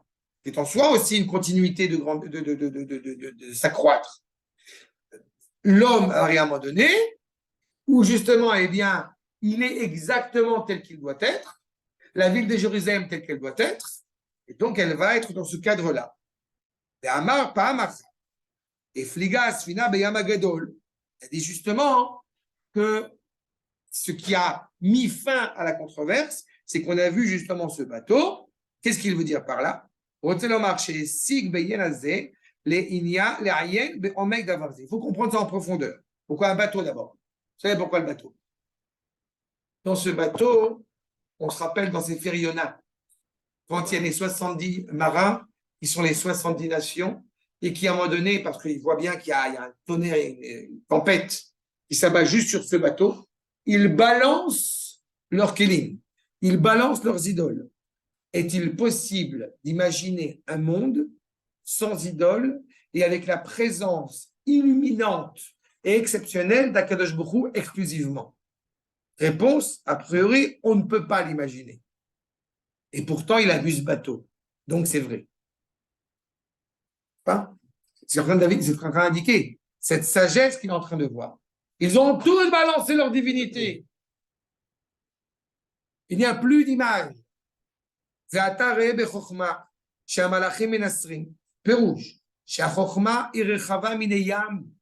Cette sagesse va s'étendre au-delà des frontières. Pourquoi, entre parenthèses, il y a beaucoup d'idolâtrie dans la mer? Parce que c'est l'endroit le moins stable qui existe. Donc, on va toujours se rattacher à une divinité en espérant qu'elle va nous protéger. Ou pas, mais fligas filato, shaya nichnas bechokma, she'ir rechava min hayam, ve'amad ala nisur hazeh. Autrement, gzera zot, vous êtes trouvé devant une réalité justement tranchée et coupée. Enfin, la chaîne gzira, on a coupé. C'est retrouvé devant un décret, mais en réalité, comme il est ici indiqué, on a le sentiment qu'on a affaire à un monde, si je puis dire, arbitraire, alors qu'en réalité, puisqu'on a dit du chesed et du din, l'homme de son propre choix veut accomplir ce qui est juste. Pas? Sharei Lachon Gzera, je vais remettre ça sur le tapis, mais parce que ça m'amuse et ça m'émeut à chaque fois. Vous n'imaginez pas le nombre de gens à qui j'ai eu l'occasion de dire que mon fils était là où il étudie à Yeshiva Ktana et que des gens, il y a deux types de gens. Il y a ceux qui disent mais le bac, mais comment il va faire, etc. Bon, et il y a l'autre type de gens qui est toujours très perplexe. Mais quoi, il fait la Torah toute la journée, mais c'est quand même, c'est pas un peu trop exagéré que tu l'aies forcé à aller faire ça? Et je leur dis, mais je l'ai pas forcé. De l'extérieur, on a l'impression qu'on a des réalités comme ça tranchées. Et quand on est profondément animé de l'intérieur, c'est quand même très émouvant et très enthousiasmant de voir cette réalité-là. De l'intérieur. Achab. שהעליונים גוזרים דבר זה, שכל דבר הוא בגזרת עליונים והם גוזרים. Puisqu'encore une fois, quand on est en bas, de voir les décrets divins d'en haut, on a l'impression que ce sont des décrets tranchés, parfois même de manière arbitraire. C'est quand on vient de l'extérieur vers l'intérieur. Donc c'est coupé. Vezaya modèle adava. Ou mipne shelo ya ma'amin. Je ne crois pas que c'est possible. Je ne crois pas qu'on peut aimer la Torah. Ce n'est pas ce genre de propos. Non. Bon. Non, franchement, j'ai jamais entendu quelqu'un dire ça. Tant mieux. Déjà, quelqu'un qui dit ça, c'est quelqu'un qui dit ça qui fait connaissance. Je connais des gens qui disent je ne vois pas à quoi ça sert, ou c'est la religion. Oui, mais ça revient un peu dans le même rythme. Il y a une méconnaissance certaine. Mais dans sa tête, il s'est formé une idée que le Kodesh est contraignant. Non, mais contraignant au sens où il est. Faire comptable, c'est contraignant. C'est frustrant. Ah. Dans ce sens-là. Dans ce sens-là. Ah, là, c'est faux. C'est l'inverse. Ah oui, mais ça, il faut l'étudier, il faut le découvrir pour s'en rendre compte. Il faut être de l'intérieur pour se rendre compte. Pas? Donc, Ma'amin Asugal, Atsamot, chez Ne'enash Aliado, ou Ma'amin Atsamot. En réalité, quand tu arrives à cette conclusion que la Torah, c'est uniquement une suite de décrets arbitraires, il ne reste de toi que des os. Tu as perdu toute ta substance, encore une fois, vitale, qui, encore une fois, te rattachait réellement au Kodesh. Donc, c'est cela. Ce qui a été en réalité décrété par le monde d'en haut, j'ai envie de te dire, prend tout son sens par le monde d'en bas. On a dit, la Jérusalem d'en haut ne peut pas se construire quand la Jérusalem d'en bas ne s'est pas reconstruite. Umakshe, donc il s'est assis et il a reconnu, Nire Machloket. Encore une fois, pourquoi est-ce que on a dit qu'il fallait vous vous rappelez, 30 sur 30. Et on a indiqué la taille du portail et on a aussi indiqué la taille de l'homme dans le futur, qui est apparemment suffisamment imposant. Là, vous avez en tête à chaque fois les références de ce qu'on a dit au début. D'accord. Donc, disons justement la controverse entre les Chachamim qui dit Mea, qui Mea ou Mispar Shalem, 100 et un chiffre, encore une fois, complet. 10 est complet. Et celui qui vient après 10, c'est 100. Quand on a 11, 12, 13, c'est une répétition, Yud Aleph, Yud Bet, etc. Quand on arrive à 100, on arrive à une autre dimension, encore une fois, de grandeur. Moré, Ashlemut, Beli, Chisaron. Il ne manque plus rien. Donc, à la rigueur, on aurait pu se contenter de dire l'homme fait 100 coudées. Et c'est tout. Ça suffit. Ve'inyan Mea, Shum Mispar Shalem. Idbaer Bechibur Gouari. Top. La page de Vaïtrana. Les cas, il est indiqué. Les fichach. Amar shekomata adam me'ama. L'homme est grand de 100 coudées. Ve'me'an de amar matai. D'où tu puises, donc d'où tu dis, puisqu'il est indiqué que Adam Arishon faisait 100 coudées, donc d'où tu puises qu'il fait 200 coudées. D'accord? D'où tu dis qu'il fait 200 coudées? On parle de Moshe Rabbeinu qui était grand. Vous comprenez qu'en réalité, la grandeur de Moshe, elle n'est pas jugée au sens obvi de dire qu'il faisait 100 coudées ou 200 coudées. Et pourtant, il y a une controverse entre 100 coudées et 200 coudées. Puisqu'on te dit que justement, pourquoi Adam Arishon, justement, il semble faire 200 coudées? Parce qu'il y a 2 étages, il y a 2 niveaux chez Adam Arishon. Dato, qui Adam Aya Mea, Ama, il mispar chez Ushalem. Il suffit de dire 100. S'il est complet, il est parfait, il fait 100. Pourquoi tu me rajoutes encore 100? Donc c'est logique que l'homme qui était complet, Adam Arishon, dès le départ, il faisait 100. Donc une fois qu'il a fauté, Akadosh Baruch Hu l'a réduit, diminué. Adam Arishon, parce qu'en réalité, le premier homme, il lui manquait quelque chose. Et il n'aurait pas fauté. S'il a fauté, c'est qu'il lui manquait quelque chose.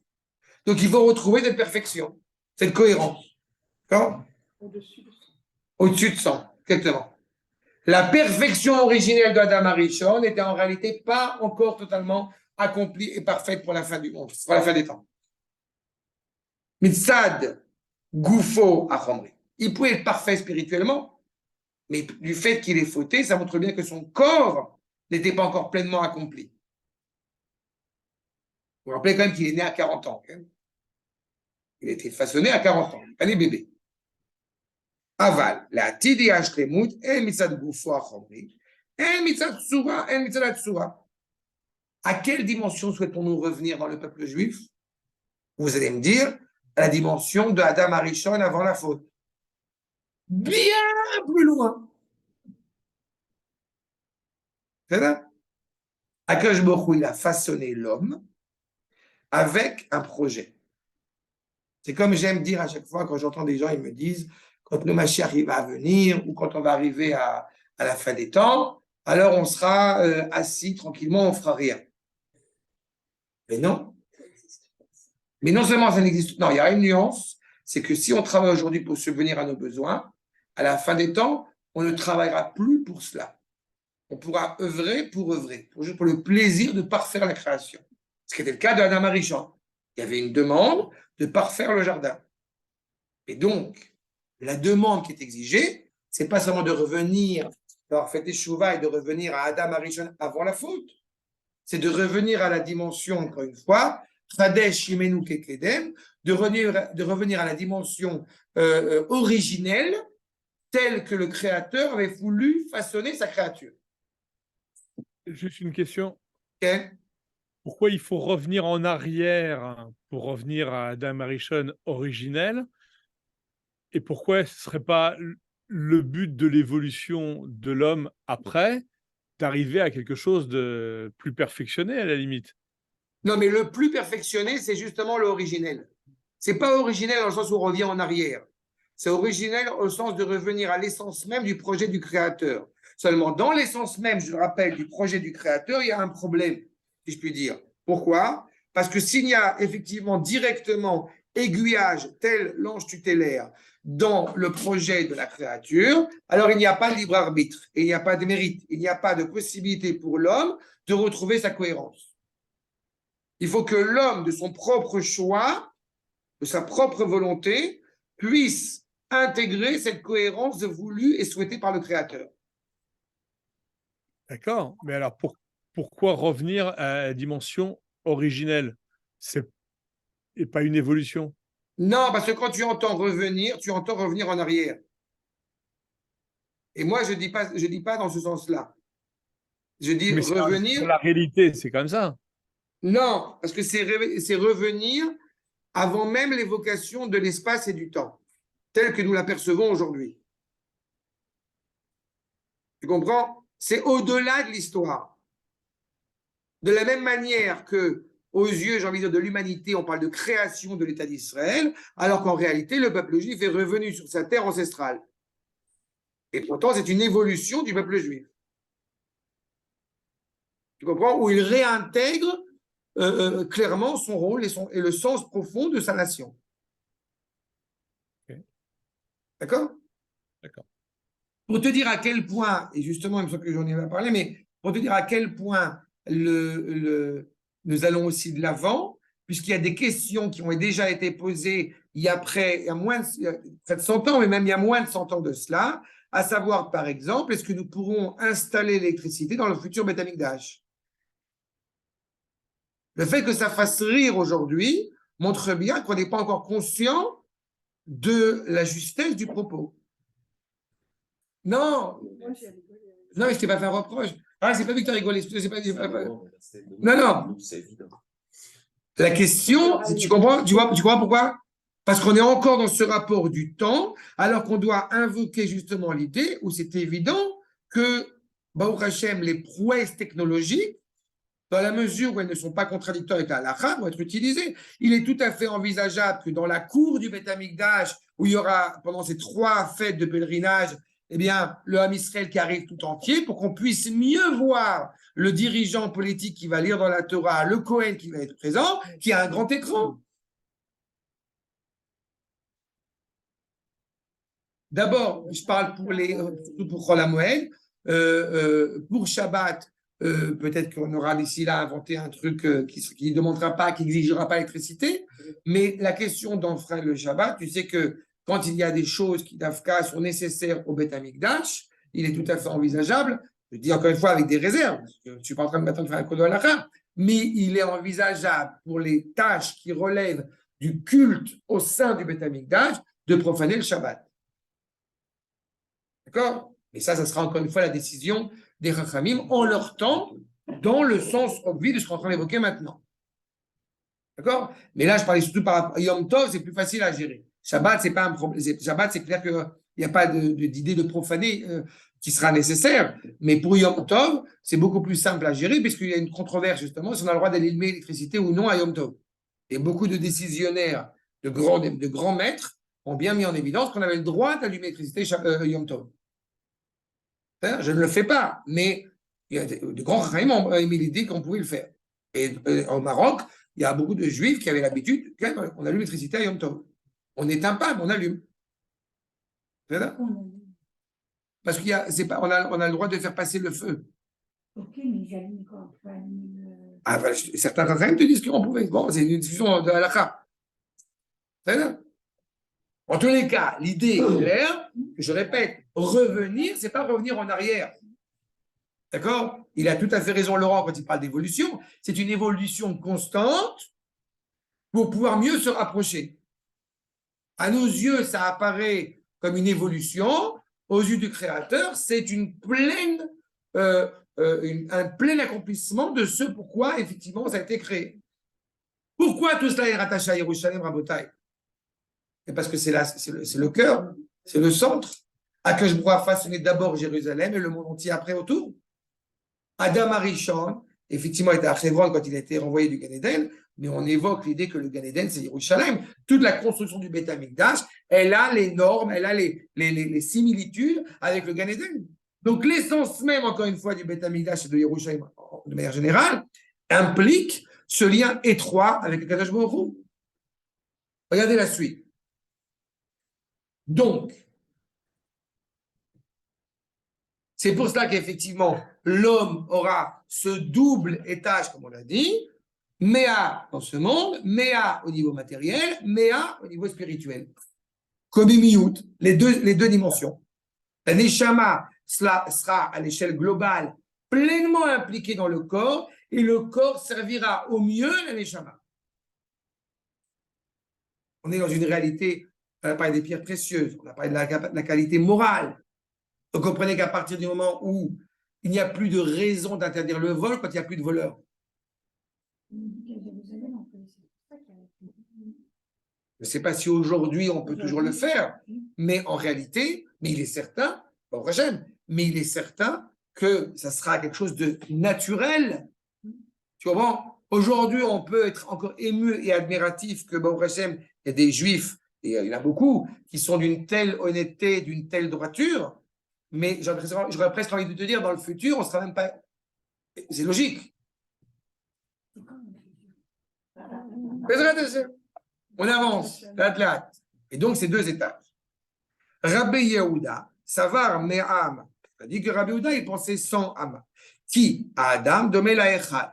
Pourquoi est-ce qu'on parle effectivement de 100 amas? Et pourquoi est-ce qu'on parle justement de Adam Arishon? Parce que l'autel pour rentrer dans le Beth Amikdash, lui, est de 100 amas. On rendez compte quand même que ce qu'on dit Rabbi Yehuda. Pourquoi tu penses qu'il fait 100 amas? Parce que l'autel dans le Beth Amikdash, il fait 100 amas. Donc on fait un parallélisme entre l'autel du Beth Amikdash et Adam Arishon. Vezeye, le'atid, etc. Chez Kadosh, ve'oya me'ama. Comme le Echal, il est Kodesh. Le Echal, là où on va rentrer, c'est Kodesh. Donc, Adam, comme il est Kodesh. Donc, ils sont Ama. Donc, c'est parfait. Vezeye, le'atid. Chez Adam, Beit Kadosh. L'homme en lui-même, il est l'expression de sainteté quand il arrive à cette dimension-là. Comme je l'ai dit, Yaakov Avinu, qui est encore une fois d'une telle cohérence intérieure et extérieure. Donc, automatiquement, il est l'expression de cette Kedusha auquel nous invoquons.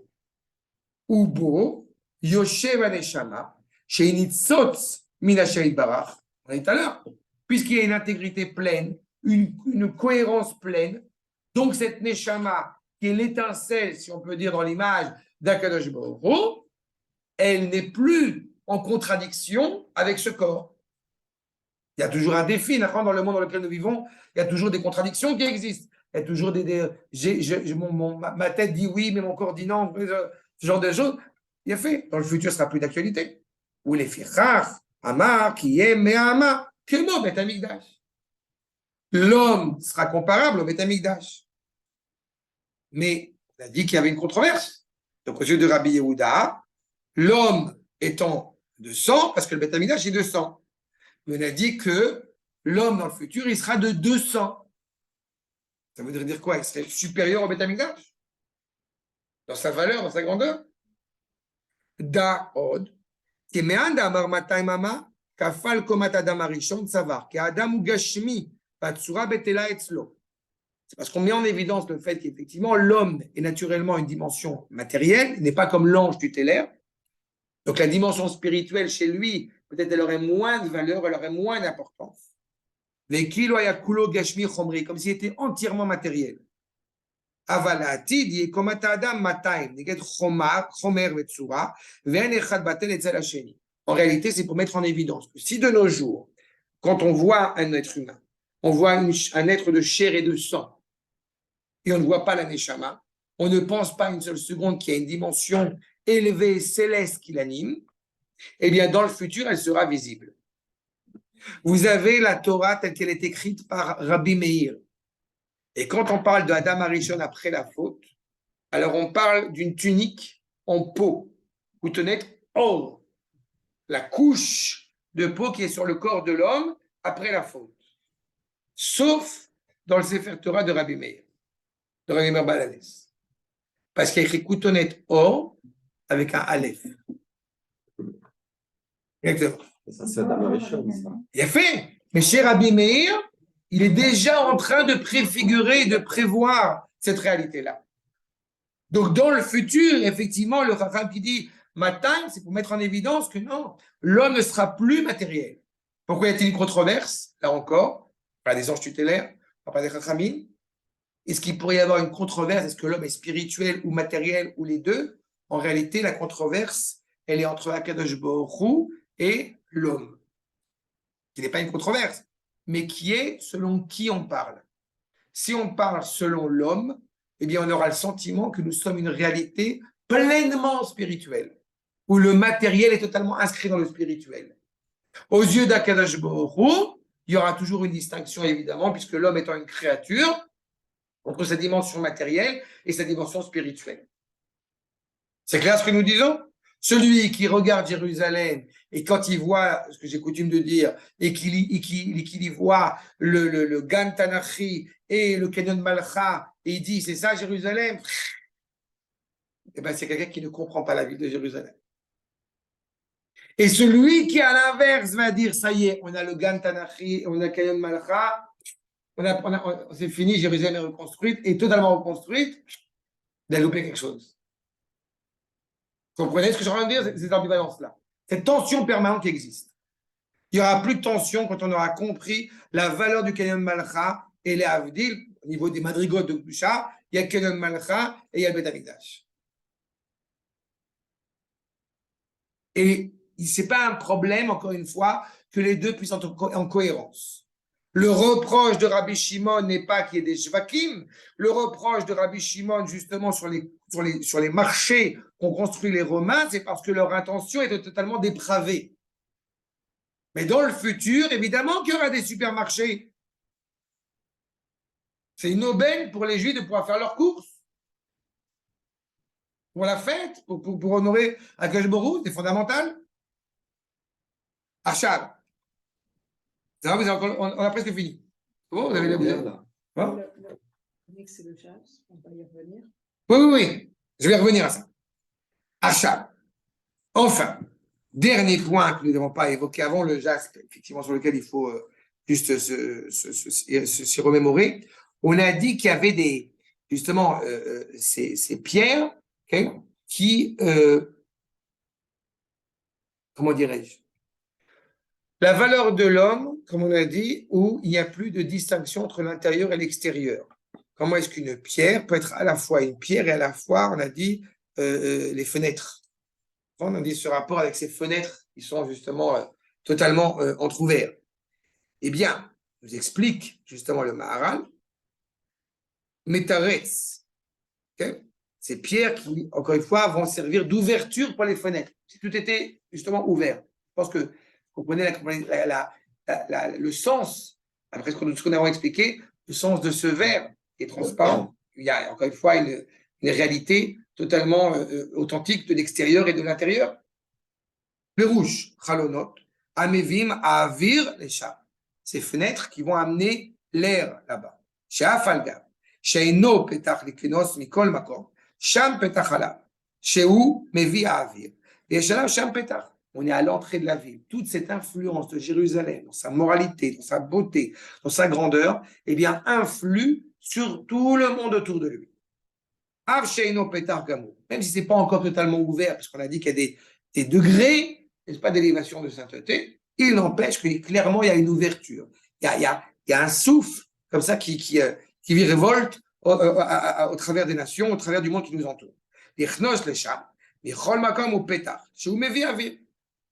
C'est une ouverture qui amène cet air. De quel air parle-t-on? Pas du CO2, okay?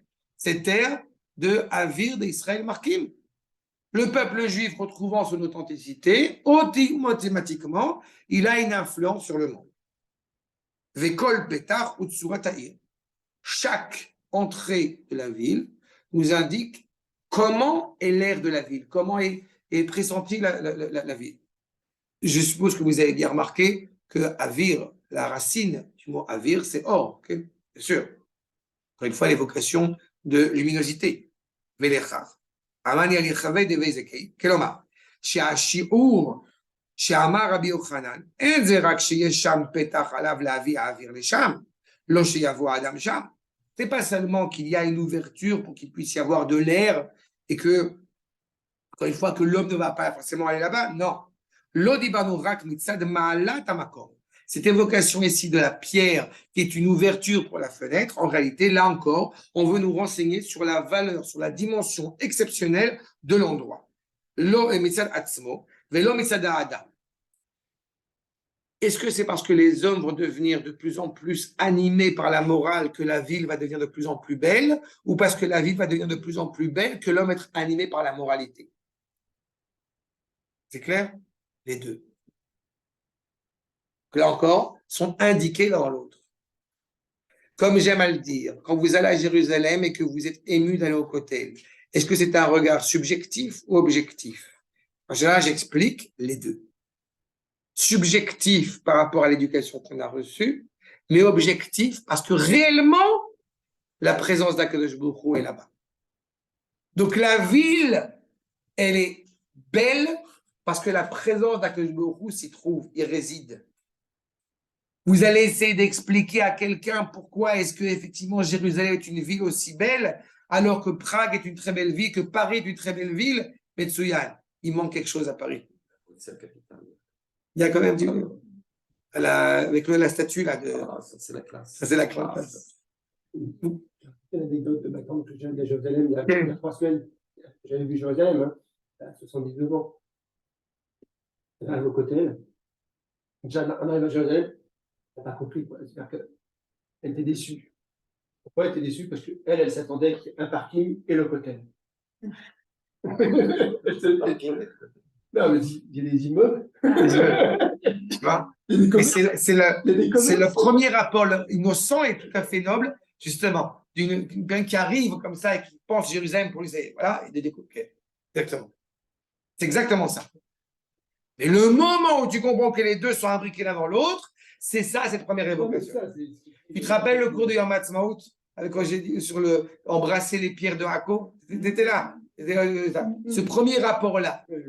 Mais tu sais qu'avant la prise de Jérusalem, tout ce qui est au pied du Kotel, tout, c'était le village des esclaves. Les Turcs, ils avaient fait venir des populations arabes qui habitaient. C'était un village complet. On ne voyait pas le Kotel. Ils jetaient les poubelles. Ils jetaient les poubelles. Et c'était un juif qui était Shomer Shabbat, qui a été appelé par, pas Moshe Dayan, mais un de ceux qui ont conquis. Ils l'ont fait appeler. Le fils a répondu en disant, mon père est Shomer Shabbat. Il a dit, maintenant, tu lui dis que c'est une histoire de... Comment dire? Picor Nefesh. Voilà, Picor Nefesh. C'était un entrepreneur qui avait des excavatrices, etc., qui est venu un Shabbat et qui a tout nettoyé. Parce que c'est Shavuot qui démarrait après. En une journée. Shavuot démarrait, il fallait qu'à Shavuot, tout soit propre. Les Juifs viennent. En une journée. En une journée. Ce monsieur qui a une entreprise qui aujourd'hui, ses arrière-petits-enfants, qui la dirige et c'est la plus grosse entreprise d'excavatrice du pays. Exact. En tous les cas, donc, pour terminer sur ce point, on voit bien que, en réalité, ce qui est évoqué, c'est effectivement que l'endroit aura une valeur exceptionnelle, en tant que tel. C'est ce qu'il nous dit. Et évidemment, c'est aussi induit sur Adam, quand on est Israël. Ainsi qu'il nous est précisé, l'endroit,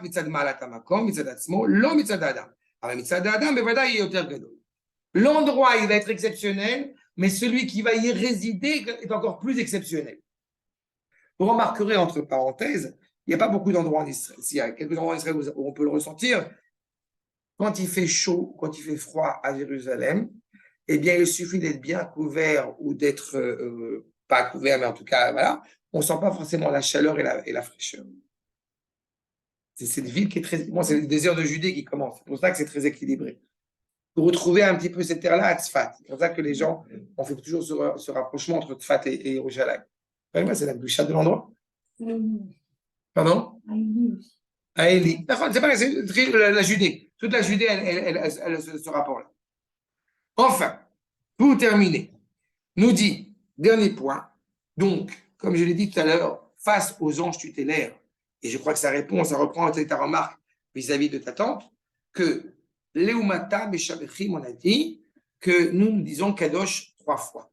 D'accord? Je précise que je ne le dis pas, parce que quand j'ai demandé à mon Rav Zini il y a des années de cela, et que j'ai dit Kadosh 3 fois, et le Rav m'a dit qu'il ne faut pas le dire. Il faut pas le dire comme ça. Donc je suis battu de dire Kadosh 3 fois, et vous avez compris. Et justement, Amarava, Amarabi Yochanan, Atida Yerushalem Shetigabe, Shalosh Posor, les Malash, les Marve, Rama, Veyashva, Tertea. On dit que dans le futur, elle aura trois étages, trois tailles de grandeur absolument exceptionnelles.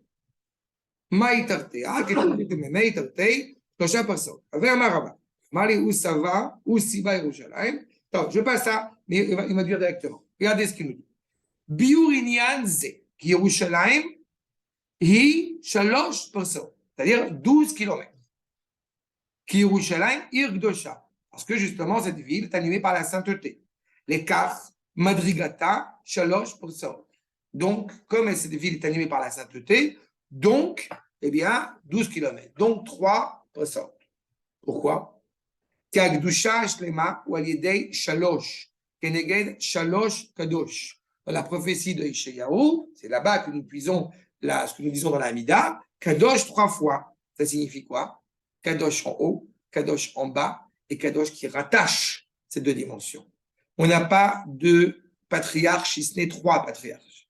Pas Enavot et la Shlosha. Yaakov est le père de la nation hébraïque. Le 3 est rattaché, comme le rappelle le Maharal à maintes reprises, rattaché à l'unité. Ça, quand on a un, il pense quelque chose, l'autre pense le contraire. Le 3e système ternaire vient rattacher ces idées. Jérusalem est la ville de l'unité. Donc, dans le futur, où cette pleine unité va être révélée, donc elle sera justement de 12 kilomètres. Ça passe mieux en hébreu, 3 personnes. D'accord? Yerushalayim, tiye kedusha legamre, tiye midalei min haaretz, 3 personnes kemo sheitartea. C'est pas elle sera reconnue dans sa sainteté parce qu'on va à la synagogue. C'est pas elle sera reconnue dans sa sainteté parce que Baruch Hashem on joue au football. Elle sera reconnue dans sa sainteté par sa cohérence globale. La prophétie de Zecharia, il voit des êtres, des personnes âgées qui sont assises sur les bancs et des enfants qui jouent au GAN. C'est-à-dire? Ça, c'est dans le futur. Ah, mais c'est comment déjà, non? C'est exactement cela. Et donc, ceux qui habitent à Yerushalayim, ceux qui sont rattachés à Yerushalayim, évidemment, vu cet équilibre de la ville, conviennent à Jérusalem. Donc, il y a un lien étroit entre la population et la ville telle qu'elle est. Pas? On sait pertinemment que dans des pays comme l'Espagne, dans des pays chauds, les gens ont le sang chaud. Pays froid, c'est le contraire. Bref, vous connaissez le... Bien fait. Et bien, des gens qui sont animés par la sainteté conviennent à une ville qui est animée par la sainteté. Amar Shama, Yesh Tsar La'alot, Rotze Lomar, Shema Le'Israël Adarim Ba, Mipne Gvedut HaChomri Shehu Mavdil Beinam Uven HaKedusha, Yelem Tsar La'alot. Quand on monte à Jérusalem, on sent cette élévation et parfois cette réalité, pas matérielle seulement, mais même matérialiste, on se sent pas à la hauteur de Jérusalem. Rotzeloma, liknot ota, madrigat akedusha, comment atteindre cette valeur de sainteté? Mipnekar, il est caché là à l'autre. C'est pour ça qu'il est dur de monter à Jérusalem. Il faut faire cet effort quand on monte à Jérusalem de marcher un peu. On voit la montée. Le bus là où il s'arrête, on continue à monter. Vers Zéama, les Keyonim, El Arubota. Pourquoi on parle des colombes? Qui vont vers le foyer. Yadoua, l'école chez Aof Poreach Be'avir, mais pne Kalut Achomé. Pourquoi on parle d'un oiseau?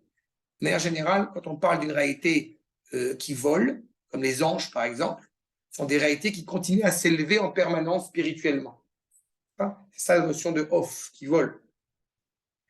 Et donc, justement, quand on est totalement rattaché à la matière, on a du mal à voler. C'est ce que je suis en train de dire maintenant? Quand on est profondément rattaché à la pesanteur, on a du mal à garder une dynamique, on a du mal à se renouveler, à s'élever, à évoluer. Chez Eshlo. Mais quand on est profondément rattaché à la sainteté de Jérusalem, mais on passe son temps à s'élever. J'ai le privilège, parce que pour moi c'est réellement un privilège, le cours que je fais le mardi, toutes les semaines, maintenant je vais à Jérusalem. Vous n'imaginez pas comment ça m'inspire. Toutes les semaines. je suis. Que je suis. C'est ça. Oui. On montre ça à Jérusalem. Ça fait du bien. Tu te sens que tu as un nettoyage. Vechem, Israël, Yudomim Laof, justement. Pourquoi est-ce qu'on a comparé Israël à la colombe? De manière générale, on a comparé Israël à la colombe. On compare Israël à la colombe parce que la colombe, elle est fidèle à son mari. Tel que Israël est fidèle à Kadosh Baruch Hu. Mais là, nous avons ici le Rav, dimension supplémentaire. Pourquoi est-ce que dans le futur, Israël est comparé à la colombe? Parce que chez Elem, Chomer Zach, parce que la matérialité qui sera inhérente à Israël sera d'une telle grandeur, d'une telle spiritualité, qu'ils n'auront pas de problème à s'élever en permanence. Rien n'empêchera cette élévation constante. Rien n'empêchera cela. Encore une fois, quand on est animé par cette idée de vouloir se rattacher à la sainteté, on a toujours plein de forces qui nous empêchent. Bon, on va prendre la route de la fortune. Arnaud Rai rigole à chaque fois. Mais voilà. Mais quand on est totalement dépourvu, non, c'est pas toi la route de la fortune, je sais que c'est pas toi. Quand on est totalement dépourvu de cela et qu'on est encore une fois en permanence en dynamisme comme cela, on n'a pas l'impression que c'est lourd. Au contraire, on a l'impression qu'on continue à s'élever de plus en plus. Et Jérusalem, dans le futur, c'est ça. Cette volonté, cet engouement, encore une fois, à l'égard de cette élévation. Ah oui, j'ai un concours. Voilà. D'accord? Il est évident que cette sainteté en bas, comme elle sera profondément rattachée à la sainteté d'en haut, donc on a l'unité totale d'Akadosh Baruch Hu qui est en train de résider. C'est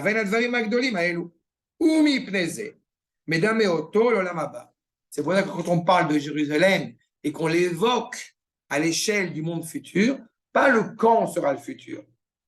C'est pas tellement le terme de quand sera Jérusalem du futur. C'est comment on y pénètre déjà en notre génération et comment on la développe de plus en plus. Non, mais c'est pas le futur est déjà là. Oui, mais c'est ça. C'est pour ça que je dis que la notion de futur, c'est pas une date qui va. Exactement. C'est le moment où on va être capable, le peuple juif, de voir Jérusalem sans avoir besoin de lunettes. Je ne sais pas si c'est clair ce que je dis, mais c'est dans cette dimension-là. C'est pas sous l'œil nouveau, mais c'est. L'œil vrai, l'œil authentique. Ouais, c'est ça. Je rappelle, je ne sais pas si je vous l'avais dit, quand j'ai demandé une fois à un de mes maîtres sur le fruit de la connaissance. Et peut-être pas tout le monde a entendu, peut-être je vais vous le dire ici, peu importe. Et j'ai demandé, est-ce que quand on parle du fruit de la connaissance, est-ce que c'est à comprendre au sens propre ou c'est un sens figuré? Et le Rav en question m'a répondu que c'est au sens propre. Par contre, ce que nous mangeons, c'est un sens figuré. Bon. Tu as le Rav Shirki qui a rappelé des années de cela, quelque chose qui nous fait toujours beaucoup rire. Il a écrit que Akadosh Baruch Hu, il a endormi Adam Arishon. Bon. Il n'y a pas écrit qu'il l'a réveillé. Il est possible qu'en réalité, on soit dans le rêve d'Akadosh Baruch Hu et qu'au moment opportun, on va se réveiller. C'est comme la phrase que tu nous avais appelée, je crois que ça avait Manitou, d'ailleurs. Exact. En fait, c'est pas, on n'élève pas le fruit. Ah, c'est le bar. C'est encore plus ancien que Manitou. C'est le Rabbi Yoel Sirkis, un des maîtres de la halakha. On n'élève pas le fruit, on révèle la sainteté qui est inhérente au fruit. Nous nous élevons. Exactement. On révèle cela, tout à fait. Oui. Non, Uri, réveille-toi. C'est la ville à qui on s'adresse pour dire se réveiller. Mais d'ailleurs, la ville, c'est à nous qu'on parle. En fait, c'est révéler la valeur inhérente de Am Israël à travers le prisme de Yerushalayim. C'est pour cela, pour terminer sur ce point, les Atid Gamken Chomri, Loye Chomer Shelem Gaz Vekavet. Ce n'est pas un truc vulgaire ou grossier. Au contraire, il aura une pureté, il aura une symbolique très importante. Kemo Shewata, comme c'est le cas aujourd'hui. Kemo Chomer Anan, Shehu Chomer Sheino Nirshav Minatartonim. C'est de la matière, mais on dit le coton, les nuages. On n'a pas l'impression que c'est de la matière. Telle la manne dans le désert quand on l'a mangé. Share Nikra, Anan Shamaim. C'est une nuée céleste. Mais quand on a besoin de dire un mot, et surtout en français, on a tout de suite une association d'idées et une matérialité à travers la lettre. Alors que Anan Shamaim, c'est quelque chose qui nous dépasse. Ou les fichar. Anan Nivdal Minaret. C'est pour ça que l'image du nuage, qui est distincte de la terre, justement, telle la terre donc de 3 brassons. De là, on comprend évidemment la dimension, au-delà de la dimension topographique, la dimension exceptionnelle de Jérusalem. On va terminer par 2 points que, à juste titre, que j'ai vaguement évoqués, mais sur lesquels je vais revenir. L'onyx et le jaspe. La bouche qui est habilitée à parler, il faut se rappeler que la bouche, elle peut dire tout et n'importe quoi. Le Zohar nous dit qu'une sikha qui n'est pas alliée par le Kodesh n'est pas une sikha. La bouche n'est pas une bouche. Rabbi Shimon même disait, pourquoi est-ce que le Baruch n'a pas créé 2 bouches, une pour manger, une pour faire des livrets Torah. Et la difficulté, c'est que c'est la même. Donc il faut arriver justement à pouvoir faire en sorte que cette bouche puisse, encore une fois, dire ce qui doit être dit, va faire ce qu'elle a à faire. Sauf que petit détail supplémentaire qui n'est pas à hasard, il y a une controverse. J'ai évoqué, c'était la tribu de Dan, mais d'autres Ramim, en l'occurrence, vous rappelez que Even Shoham, c'est d'abord et avant tout la pierre qui est rattachée à Yosef Hatzadik. Et Binyamin, et le jaspe, on l'a dit, c'est la pierre qui est rattachée à la tribu de Binyamin. C'est très intéressant et très important. Parce que Yosef Hatzadik en l'occurrence, eh bien, est l'expression profonde de l'unité d'Am Israël. Pour qu'il puisse y avoir non seulement cette unité d'Am Israël, mais c'est surtout la Gdusha de Yosef Hatzadik. Pas tous sont appelés Hatzadik, mais c'est le cas pour Yosef. Il a gardé tout au long de sa vie la pureté, peu importe les épreuves qu'il a traversées. Et je pense que, sans le vouloir, on a ici l'évocation à la fois de la force de la nation évoquée à travers le prisme de Binyamin, capable de mettre à bas Amalek, capable de ne pas se mettre à genoux devant qui que ce soit, et d'être aussi l'objet fédérateur de tout le peuple juif, puisqu'on se rappelle que Yehuda, face à Yosef déguisé en Égyptien, évoqué à travers le prisme de Binyamin, on a cette force, encore une fois, nationale qui est évoquée ici, et nous avons aussi Yosef, à qui Yaakov pensait qu'on aurait pu donner toute la Torah à Yosef, que lui-même aurait pu faire toutes les tribus, que lui-même est l'évocation de la sainteté, qui est la deuxième dimension de Yerushalayim, c'est la Gdusha. Et je terminerai par cela, en disant que quelque chose qui m'affectionne, que j'affectionne particulièrement, que je trouve exceptionnel chez le Rav Kook, quand le dégel, le drapeau du sionisme a été façonné, eh bien, certains y ont opposé, certains s'y ont opposés, certains y ont totalement attaché, et on peut découvrir que le sionisme, encore une fois, surtout notre génération, pourrait avoir tendance à s'effriter, pourrait avoir tendance à se désagréger. En réalité, le Rav Kook avait déjà anticipé cela. Et en parallèle avec le sionisme, il avait forgé un mouvement qui s'appelait Degel Yerushalayim. En face de Degel Tzionut, qui met en évidence la dimension nationale, eh bien, il y a le Degel Yerushalayim qui met en face la Gdusha. Les 2 regards que nous avons sur Jérusalem. Kimi Tzion, etc., ou Dvar Hashem Yerushalayim. Justement, nous avons un regard extérieur sur Jérusalem, cette vigueur nationale qui est importante, qui est fondamentale, mais elle prend tout son sens en son sein.